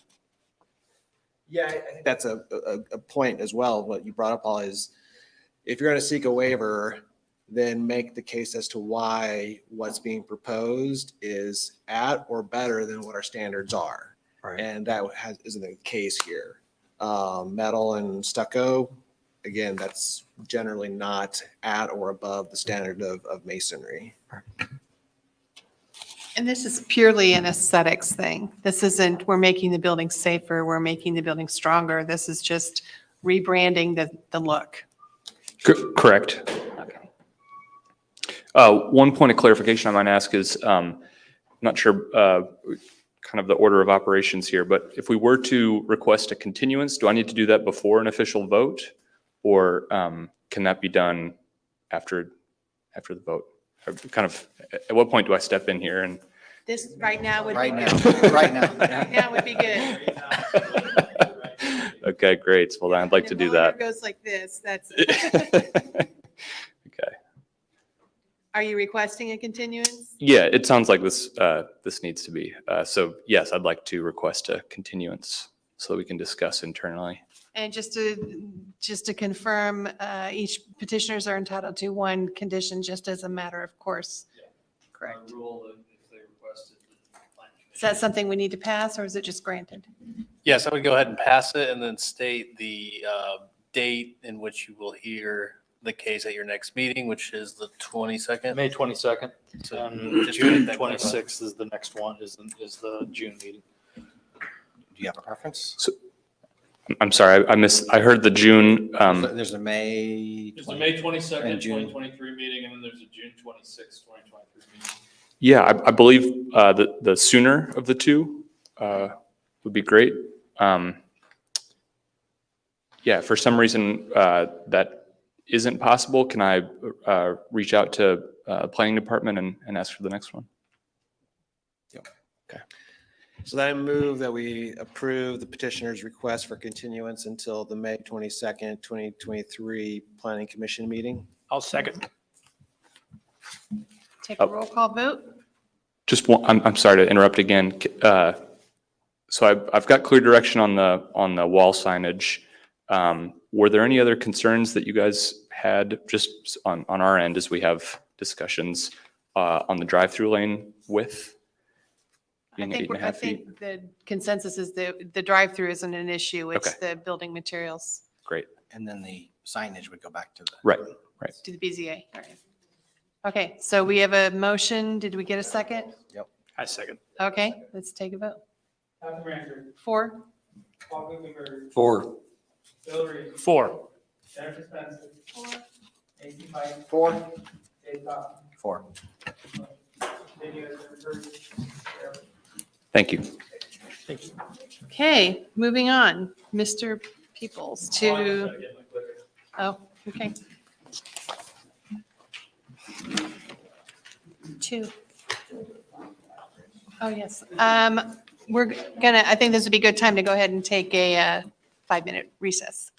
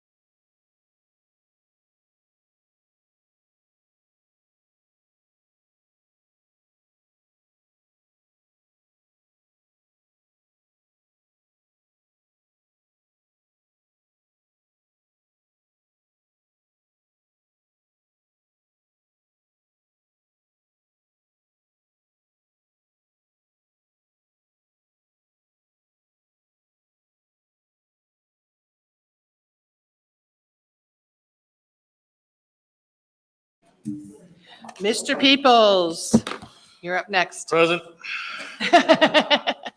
DPR 2303, Skillman Hyundai South Lot Development Plan.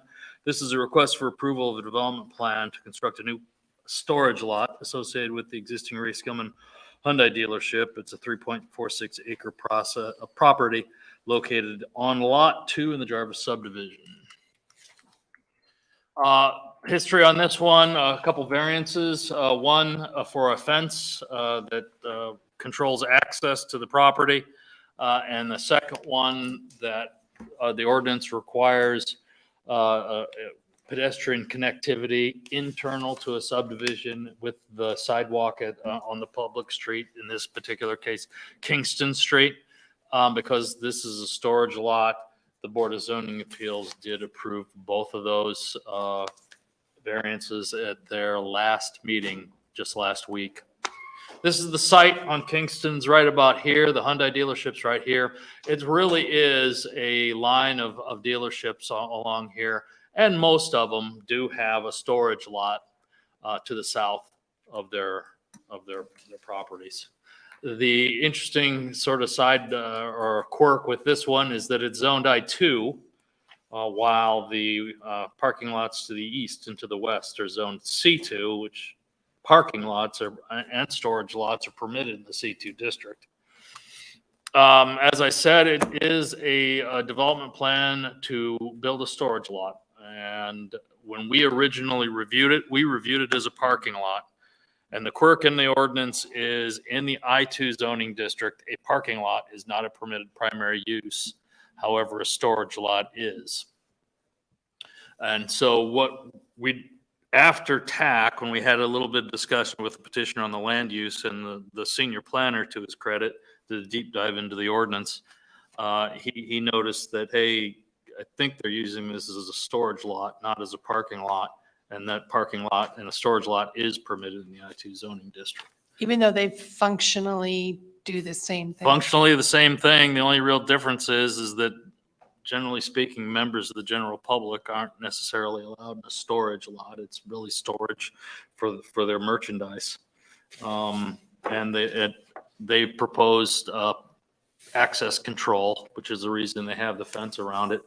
And the reason that they wanted to delete the pedestrian requirements internal to the parking lot is because the members of the general public won't be in the parking lot, won't be in the lot. They won't be utilizing the lot. It'll only be employees of the dealership. So yeah, originally we had asked them to rezone it to C2. But when we found out, oh, wait a minute, and it's really just a minor sort of tweak in how they're using it, even though the development looks identical to a parking lot, since the land use technically is a storage lot, it's permitted in the I-2 district.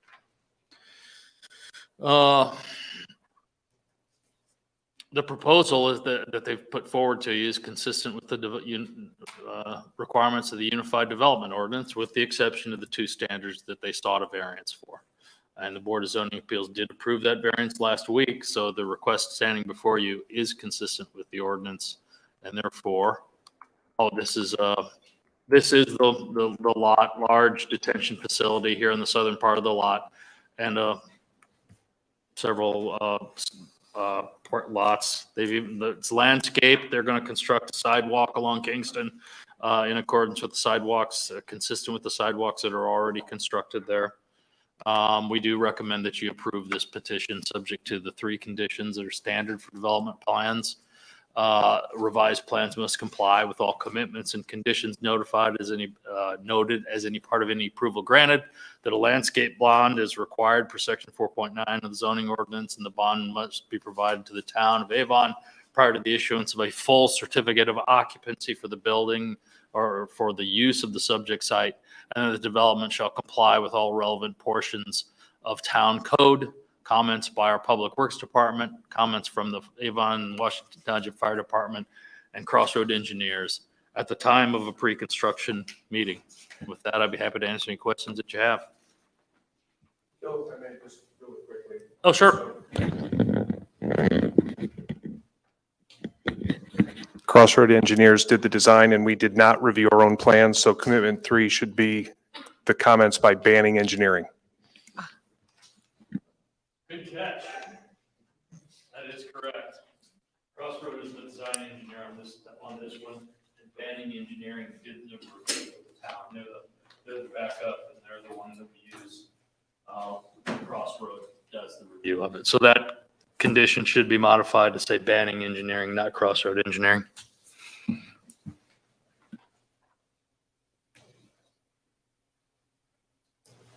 Questions for staff?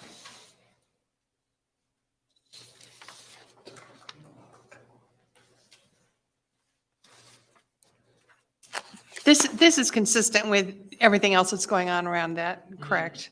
Yeah. So this is them not having a storage lot for vehicles would be different from what all the other dealerships are doing, correct? Yeah, it's identical to what everybody's done in there. They've had their dealership up near 36 and south of Kingston, they've placed storage lots for their merchandise. Okay. And for cars undergoing service.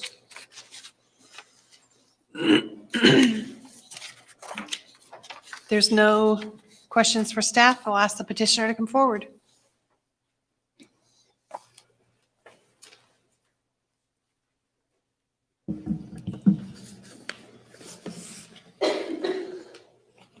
Good evening, everyone. Thanks, Bill, for the rundown there.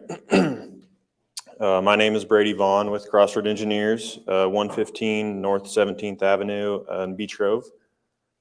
Thank you.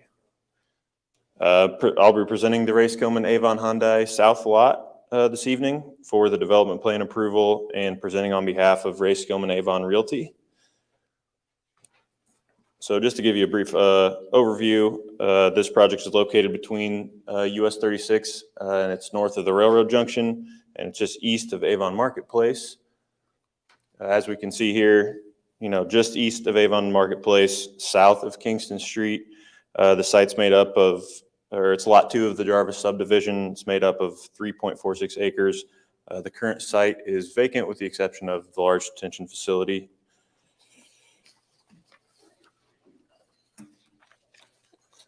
Here's a look at the proposed site plan. The project consists of a new vehicle storage lot covering just over 2 acres of the site, new storm sewer, landscaping, and sidewalk, as well as the decorative fence will be installed as a part of this project. Going back to what Bill said, we've gotten previous approvals from the BZA hearing just this past April 18th. For UDO section 2.10.03D, allowing a fence in the front yard of the Highway 36 overlay district, as well as from UDO section 2.10J1, relieving us from the requirement for a pedestrian walkway from the public sidewalk into this storage lot. I'd also like to say that this project does meet all the development standards for the US 36 Highway Overlay District, as well as lighting, off-street parking, and landscaping standards. With that, I will take any questions that you may have. Questions for the petitioner?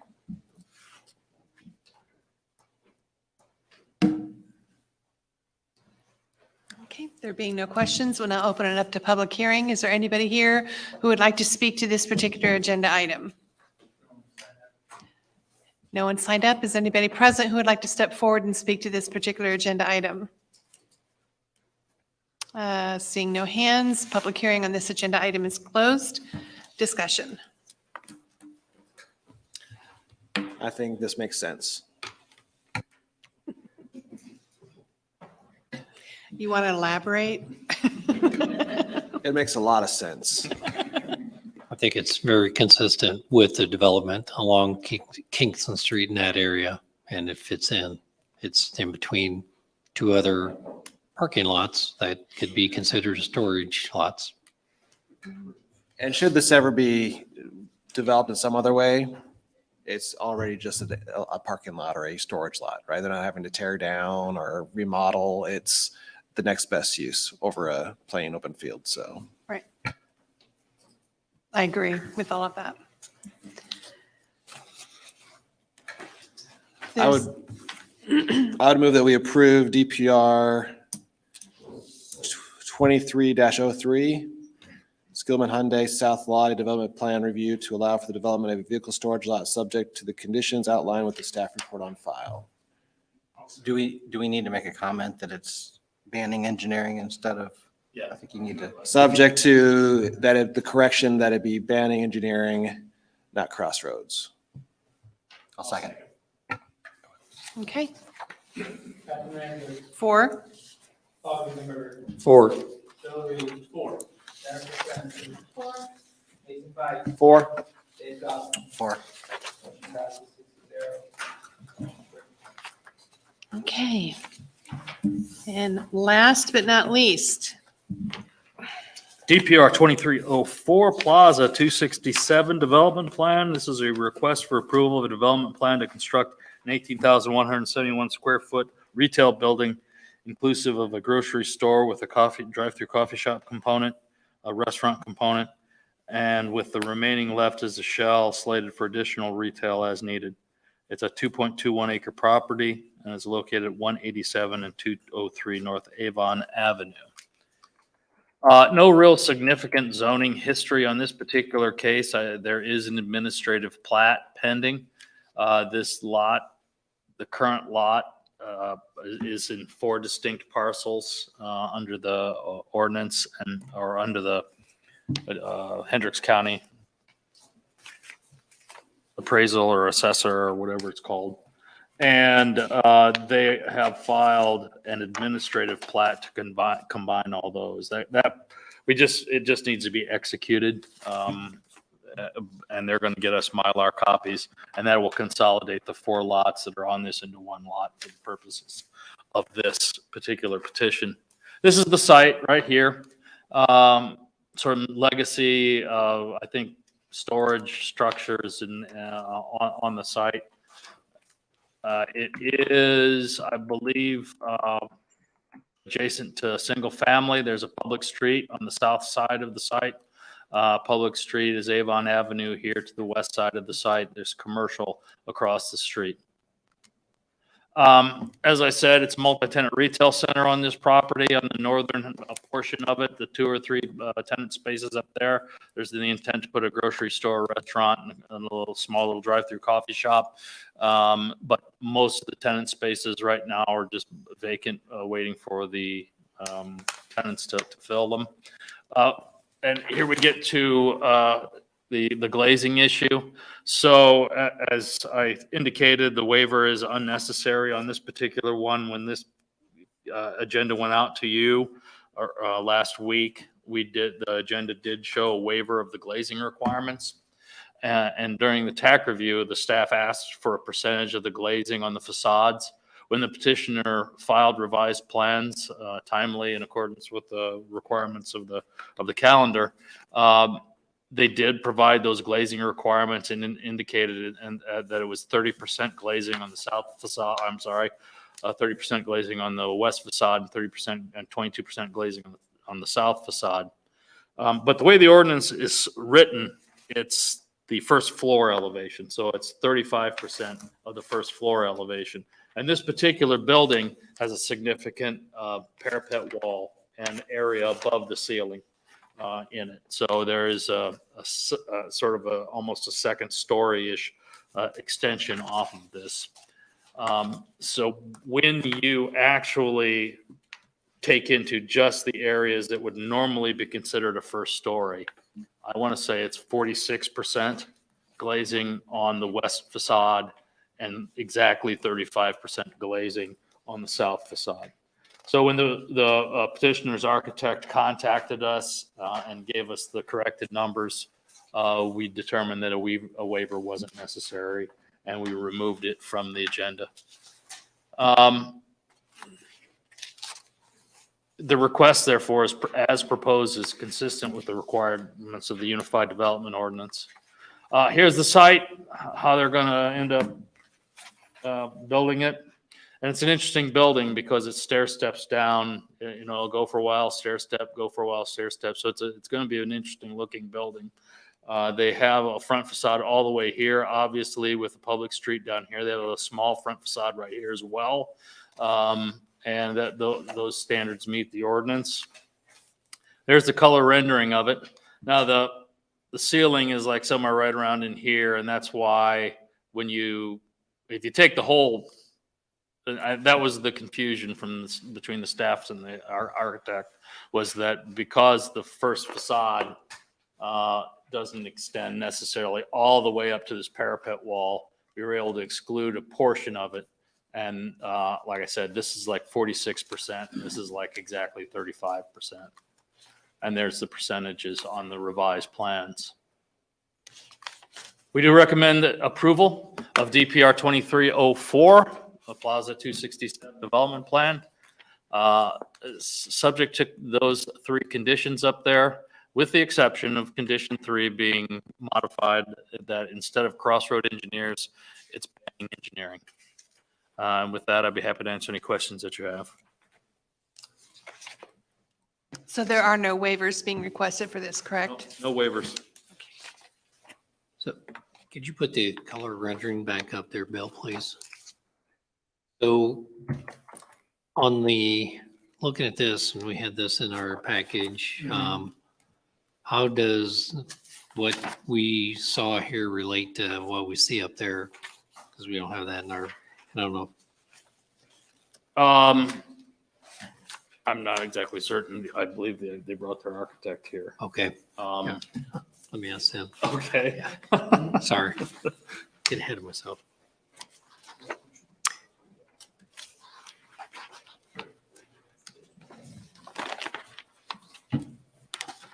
Any further questions for staff? Was there any, this is just north of the Kroger there on 267, correct? Right, on the east side of the road. By Moody's Butcher? Yeah. Okay. Near Was there Moody's. was there a traffic study done as far as that? No, it didn't meet the threshold for a traffic study for a commercial building. Okay. Please keep your comments to yourself. Okay, no further questions for staff. We'll ask the petitioner to come forward.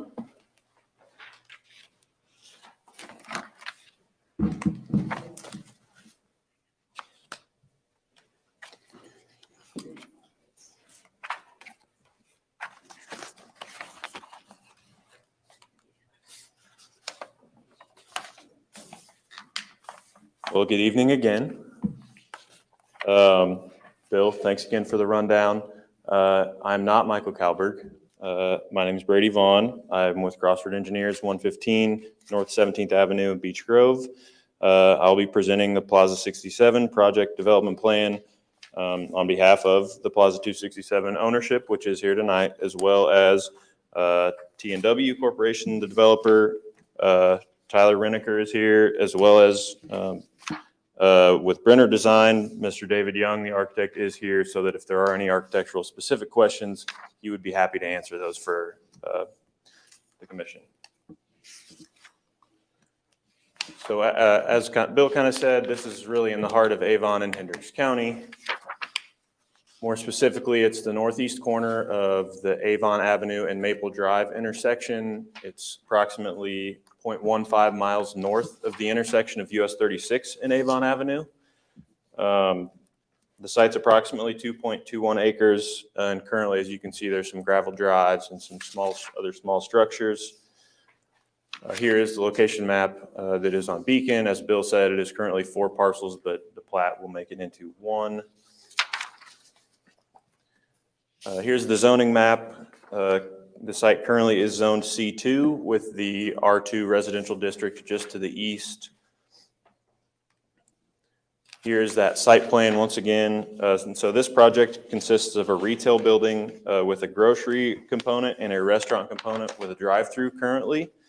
The remaining portion of the building is planned to be used for additional retail. The project will also include new storm sewer with underground detention, parking, sidewalks, landscaping, and the necessary improvements to Avon Avenue.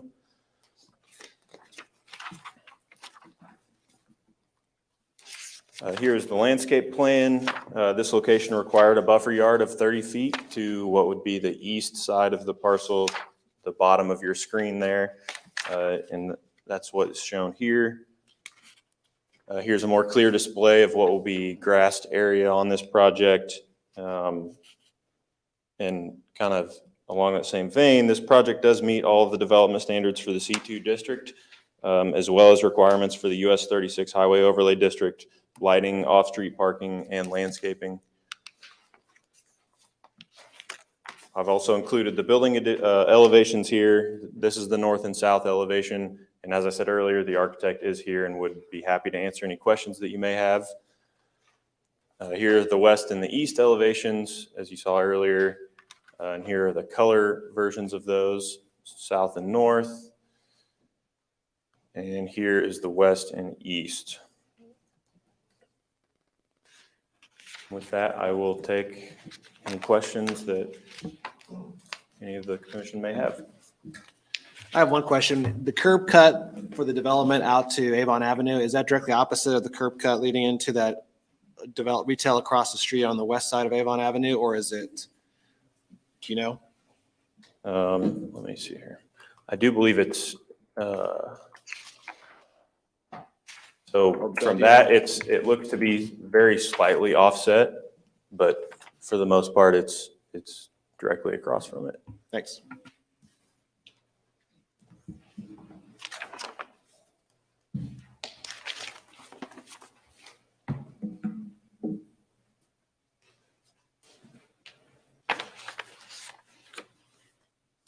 Are there any further questions for the petitioner? Okay, we'll now open it up to public hearing. Is there anybody who'd like to speak on this particular agenda item? We have a Cindy Sanders. Yes. Okay, Okay, please state your name and address. yes. My name is Cindy Sanders. I'm at 7153 Maple Drive. And I'm in the subdivision there. And we're all very concerned. One of our biggest concerns is traffic, not just in our subdivision, because there are two entrances into our subdivision. So we can get the traffic from either way, from the south or the west. But one question, have you thought about the hill that 267, everybody comes up to Moody's and to this point where this is going to be built, and then having Maple Drive there too, 3 turns, boom, boom, boom. I've heard about maybe widening in the street eventually and putting in where they can't turn into it. I don't know, but it bothers me about this being, it's not going to be real big, but impacting our neighborhood in such that an accident in the area of the stoplight area, many people come through our neighborhood a lot to get around it when they're turning right, or just to get around it, go behind Kroger and go out the stoplight there. But my bigger concern is coming up that hill. Many of them, and I've lived here 20-some years now, and people come up that hill 40 to 50 to 60 miles an hour sometimes.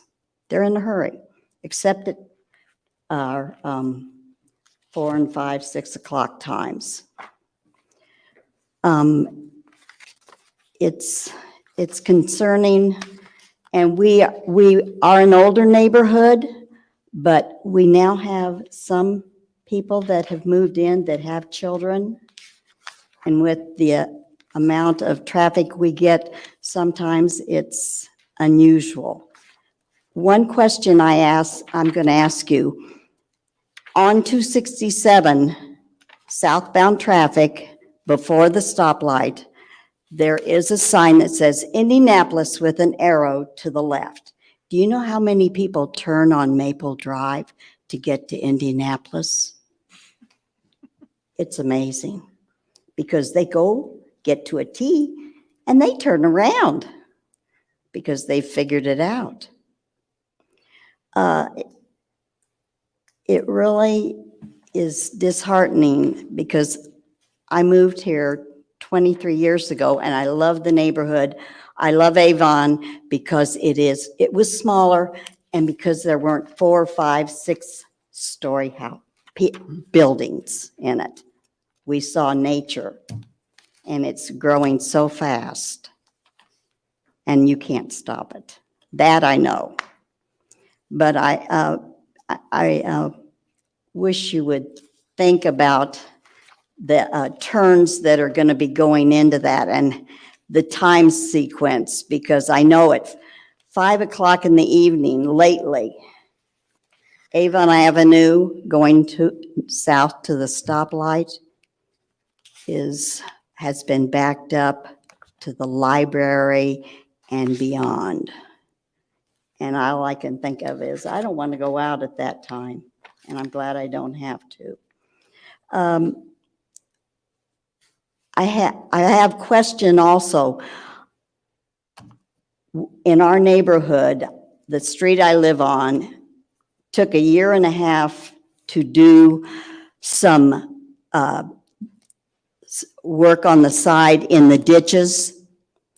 And y'all promised us when it was being done, the 2 streets that go east-west north of us, when our street was done, which is the main thoroughfare in and out of that place, you were gonna, when our street had the ditches done, you were gonna resurface it. This was about 8 to 10 years ago when we were told that. And they did the 2 north streets, they resurfaced them. It took 1.5 years to get about 4 or 5 years after theirs were done, you guys started doing our ditches. Ma'am, so this doesn't Okay. relate to the agenda No, item, but I but would it's the suggest that you traffic. contact our staff. Okay. They are very responsive and they'd be happy to Okay. talk to you about I shall do that. Okay, but I think about but the thing is, what I'm really saying is, I found out just this last week that our street is finally going to be resurfacing, and I'm wondering if they resurface it and then this starts up, how much of it are we going to have traffic that tears it up? And if it'll have to be resurfaced again. That was one concern, because that does affect this. Okay, thank you. Thank you, ma'am. Next. Mary?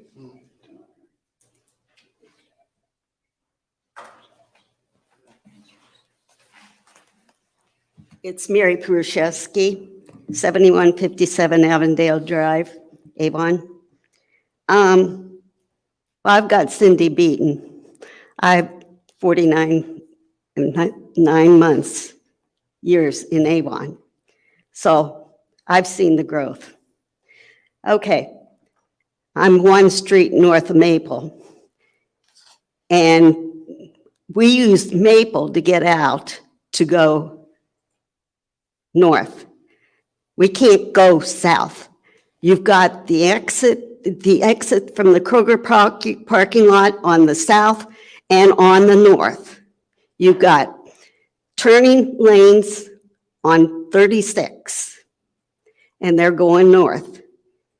And it's horrendous to even try and get to go south off of Maple. Also, the hill that she was talking about, when the cars go down into the dip, you can't see the top of the cars. And it comes up the hill, and you're at the Kroger, well, at Moody's can see into the ditch. We can't.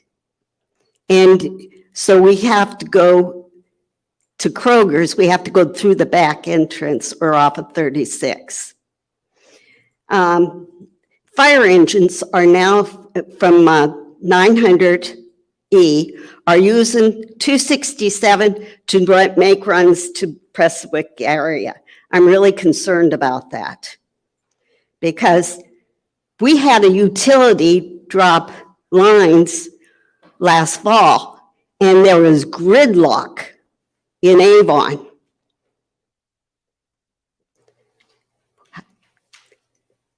those fire engines from 900E use 267 because it's the easiest for them. When we're coming out of Kroger back lot, we go to Maple and we have to stop for the oncoming northern traffic. And these cars are coming through the dip and almost rear-ending us. We don't know when that's going to happen to us. And that's one of the fears of the people in our addition.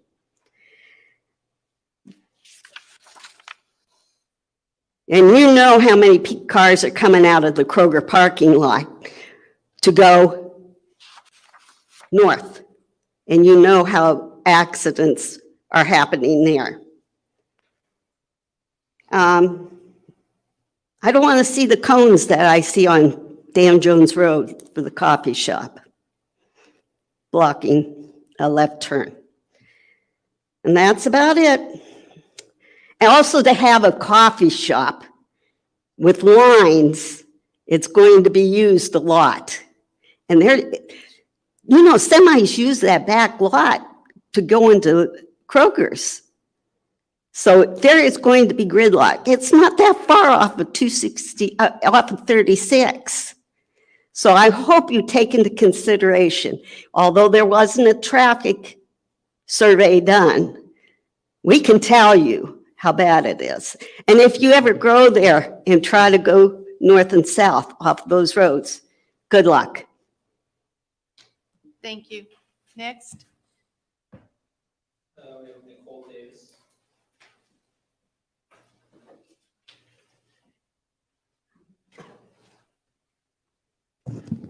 Hi, I'm Nicole Davis, 7092 Maple Drive. Obviously, I have not been in the neighborhood as long as my neighbors here. But one of the reasons I bought where I did is because I love that it was like a little suburb tucked away in town. I had convenience with everything around me, but I wasn't bogged down with traffic. Now, if I want to go to work, which is 5 minutes from my house, I can't even turn south onto Maple, and I'm 2 houses from the street. So now we're going to add in an entrance on Maple into a drive-through where people are going to be going in the morning for their coffee. It seems like, while it may not have garnered a traffic study by standards, I would hope that common sense and concern for town residents would prompt one to make sure that everyone is going to have safe travels and everyone's going to be able to access what they would like to access. I'm not against small business. In fact, I've heard it's going to be a cabin coffee, and I happen to prefer that to Starbucks. So I'm not against the business. I would just like the neighbors that were there first to be taken into consideration. I think that's a good act of goodwill on the part of the owners to make sure that they are serving the community that they are building in, because we are there. We're their potential customers, and we would like to support them and not be neglected by them. So, thank you. Thank you. Is there anybody else present who would like to speak to this agenda item? Okay, seeing no hands, public hearing on this agenda item is closed. Would you like 5 minutes of rebuttal? Will just say a few things. I sympathize with your concerns, but as Bill said, a traffic study was not done because it was not required. And the only traffic improvements that to my knowledge, that are being made are the improvements to the right-in and the turn lanes that will be off of Avon Avenue. As far as Maple Drive, I do sympathize with your concerns, but I don't have any more comment on that. Thank you. If I may, Greg Ilka with Crossroad Engineers, 115 North 17th Avenue. Brady was a substitute for Mr. Kalberg, as he indicated with the title.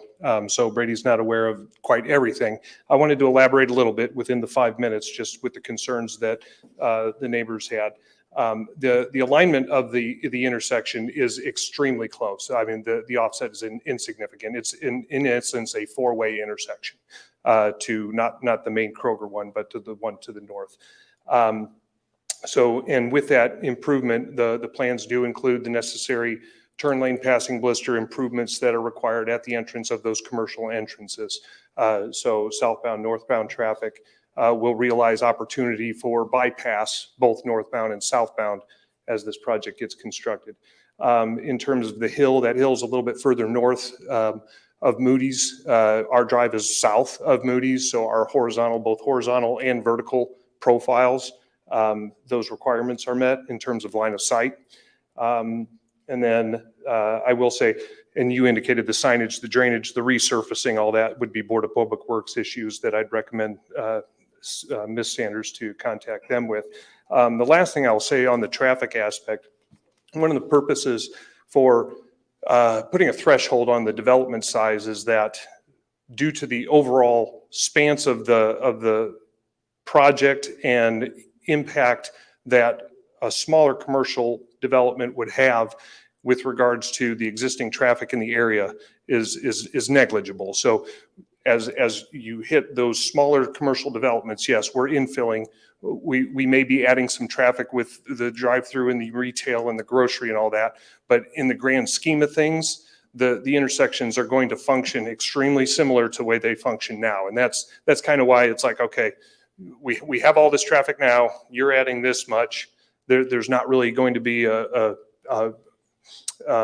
tangible impact that this development would have. That's why we weren't required to do a traffic study. So I just want to kind of elaborate on that a little bit.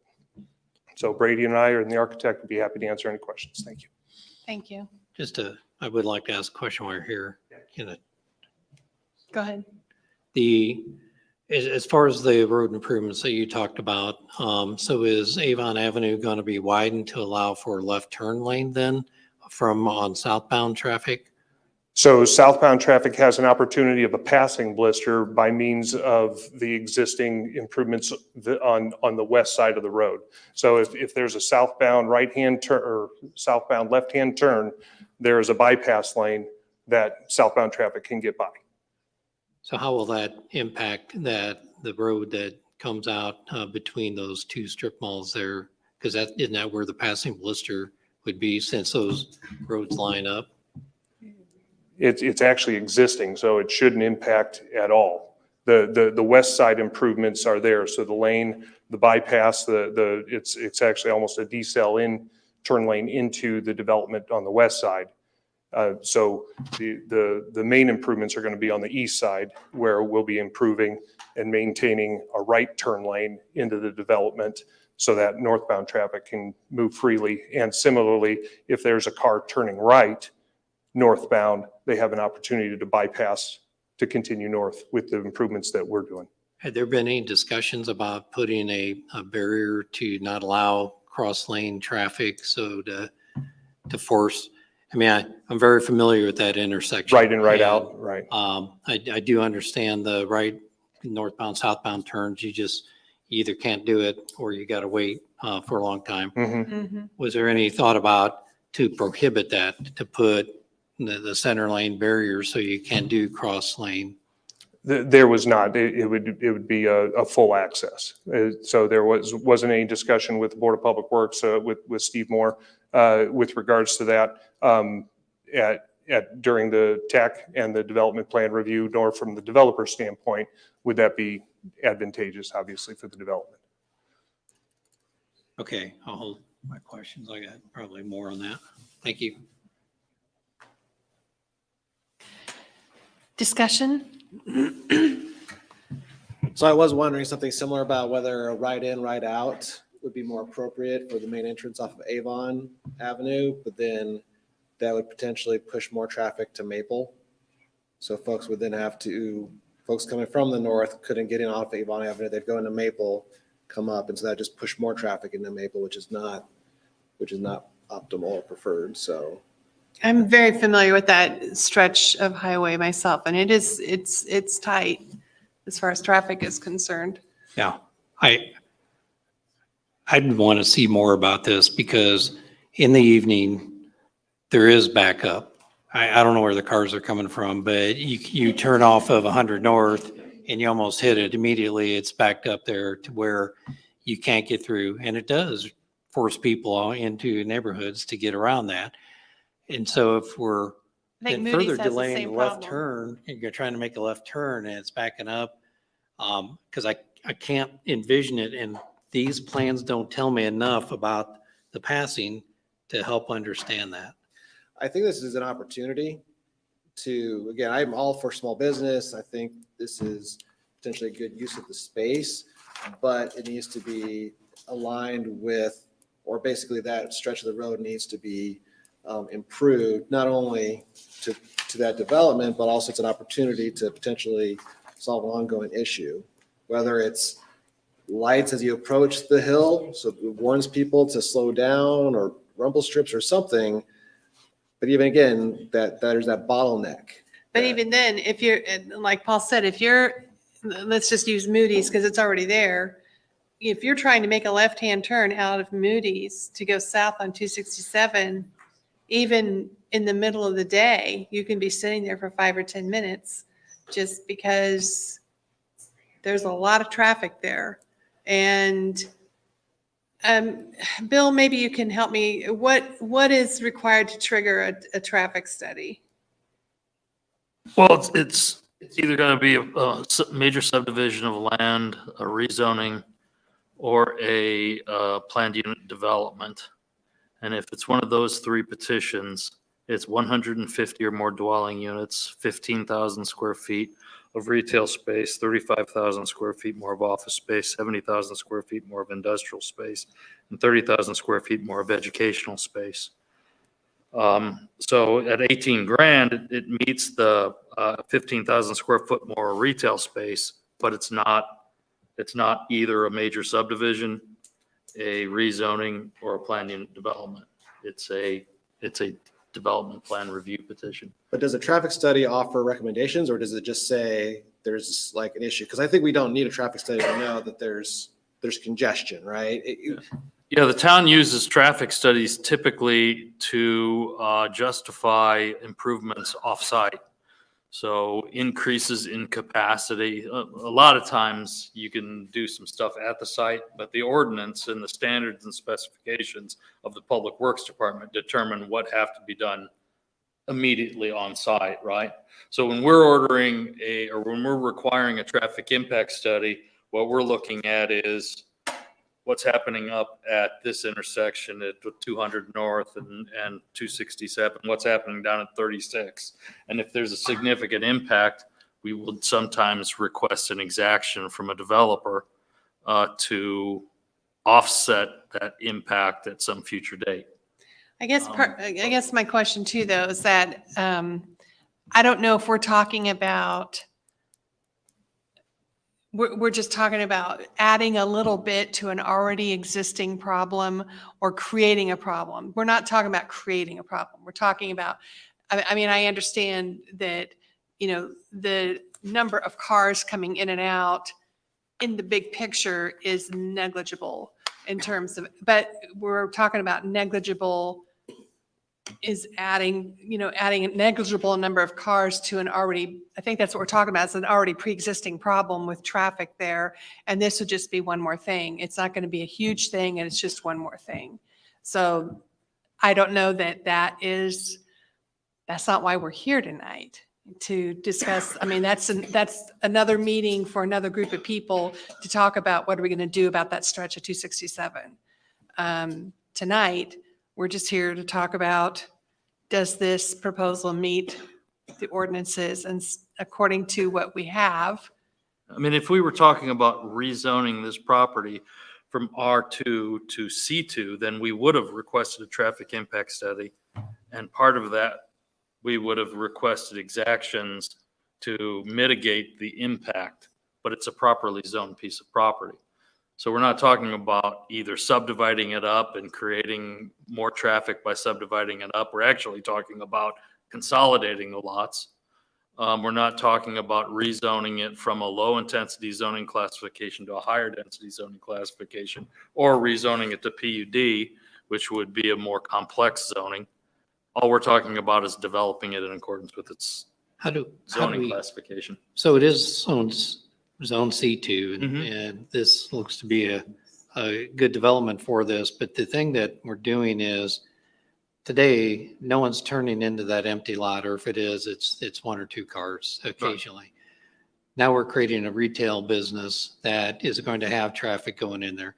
There's a grocery store, so I'm assuming there's going to be a lot more traffic than there is today, along with a restaurant. Don't know what type of grocery store, so if it's a highly desirable grocery store, could create a lot of traffic. So we know that we're creating the potential to increase the problem that we already see there today. And without having a good aerial of all the different drives that are connecting in that area, it's almost like we were talking about the development on 100 North. We've got a lot of access points within, 30 feet of each other, because we'd have the access point to this, the one that comes out from behind Kroger, Maple Drive, and then the entrance into the Kroger subdivision. So it's like, well, and then there's another street there that people turn into, just north of what used to be the Culligan Center, where you probably aren't supposed to turn left, but everybody makes the turn before they get to the barrier.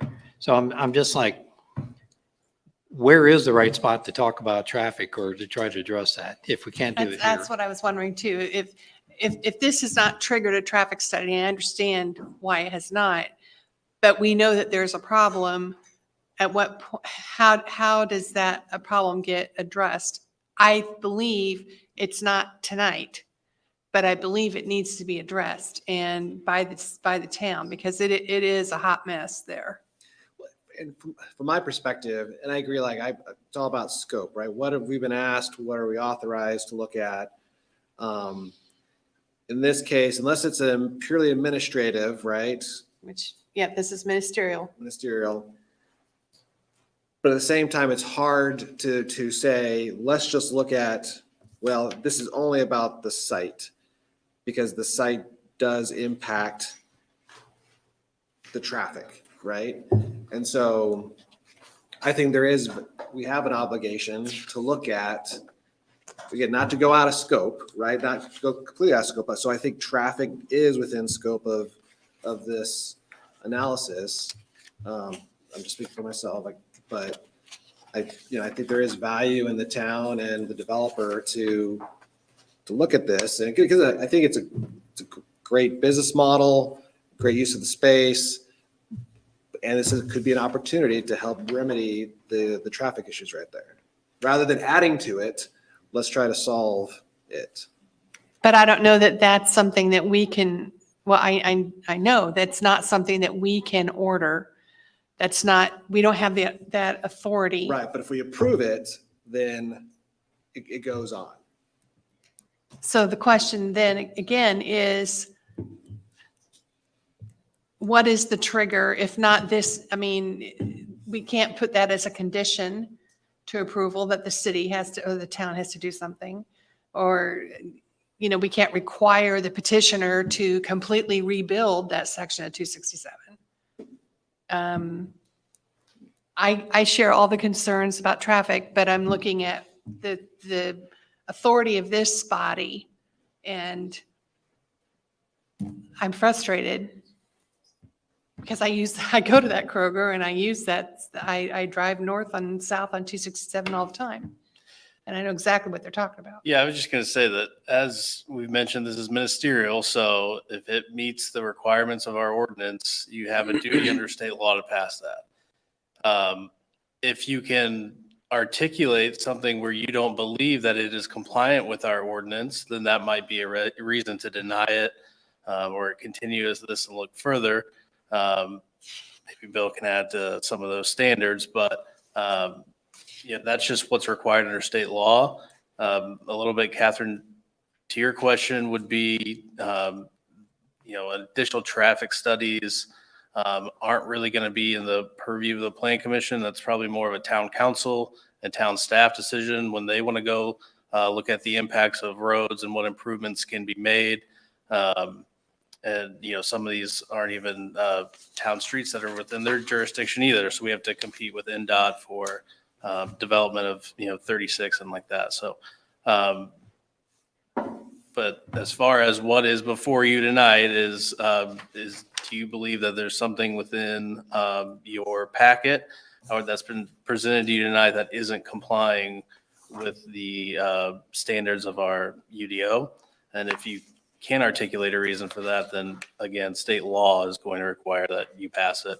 As far as conditions go, the conditions are going to have a really strong tie to what you find is lacking in that approval process. So if you think something isn't going to meet the code, you can deny it or place a condition on it to where it would help impact that offset of where you're finding the petitioner's request to be lacking or not meeting certain standard.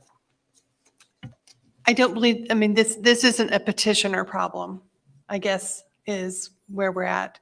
The petitioner has done everything correct and is not asking for any, or I guess was asking for waivers, but turns out they don't need waivers.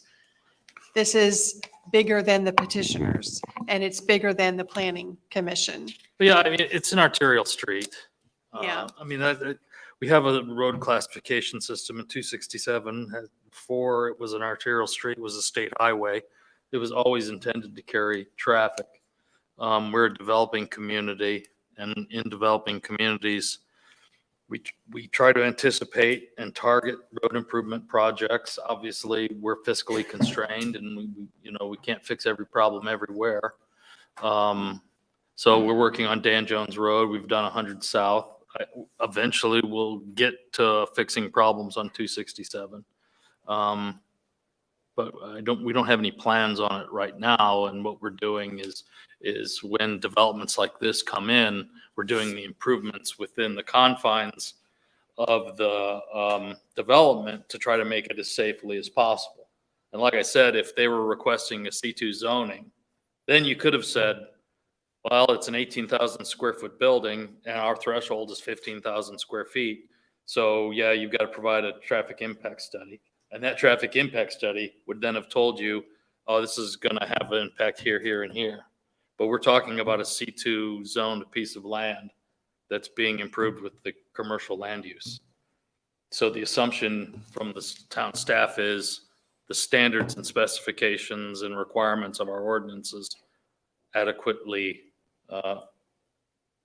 accommodate the traffic. And then we, from a long-range planning standpoint, through our Public Works Department, need to seek funding for road improvements to mitigate adverse traffic impacts as they come along. But that's a decade process. The Dan Jones Road improvements that we're doing right now, we started that process 10 years ago. So when you're looking at several $1 million for a road improvement project, which is what something like this would cost, that's something that you've got to go through the Indianapolis MPO and get federal funding for, which takes 10 years to do. Even though it's under Avon jurisdiction. Well, you could use Avon money as long as you didn't want to do pothole repair and street repair and all the other things that we use our money for.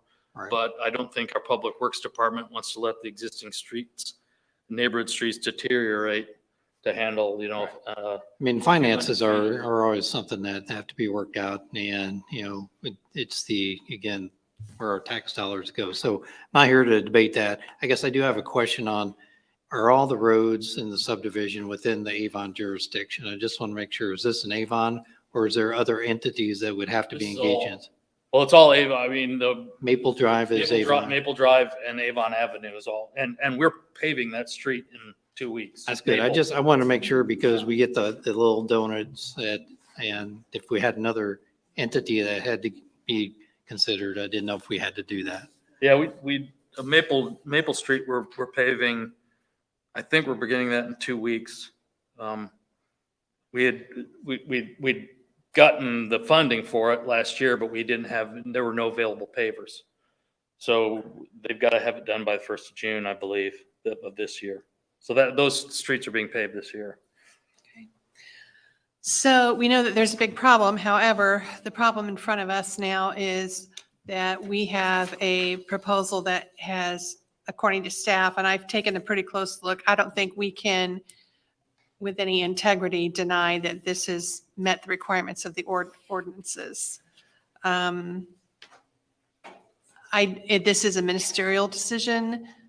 If it meets the ordinances, then we have to say yes. I looked and I don't see any place where we can say it doesn't meet the ordinances. And I feel, I'm happy to see that area, that piece of property developed. I think this will be a good development, a nice small business development project. But I share the concerns of the people who have spoken with regards to traffic, and that's something that is not our puzzle to put together. So, and I agree with the development, and it's appropriate for the zone property. While we can't do anything about the traffic, and it is 267, there's going to be traffic on that. That's the main artery between, goes all the way up 70 down to all the way up 65. So the thing that I guess that we can ask is that the developer take into consideration, is there something they can do above and beyond what's been identified to help alleviate that? Can't require it, can't mandate it, but just a request from one of the commission members to help us with that traffic problem.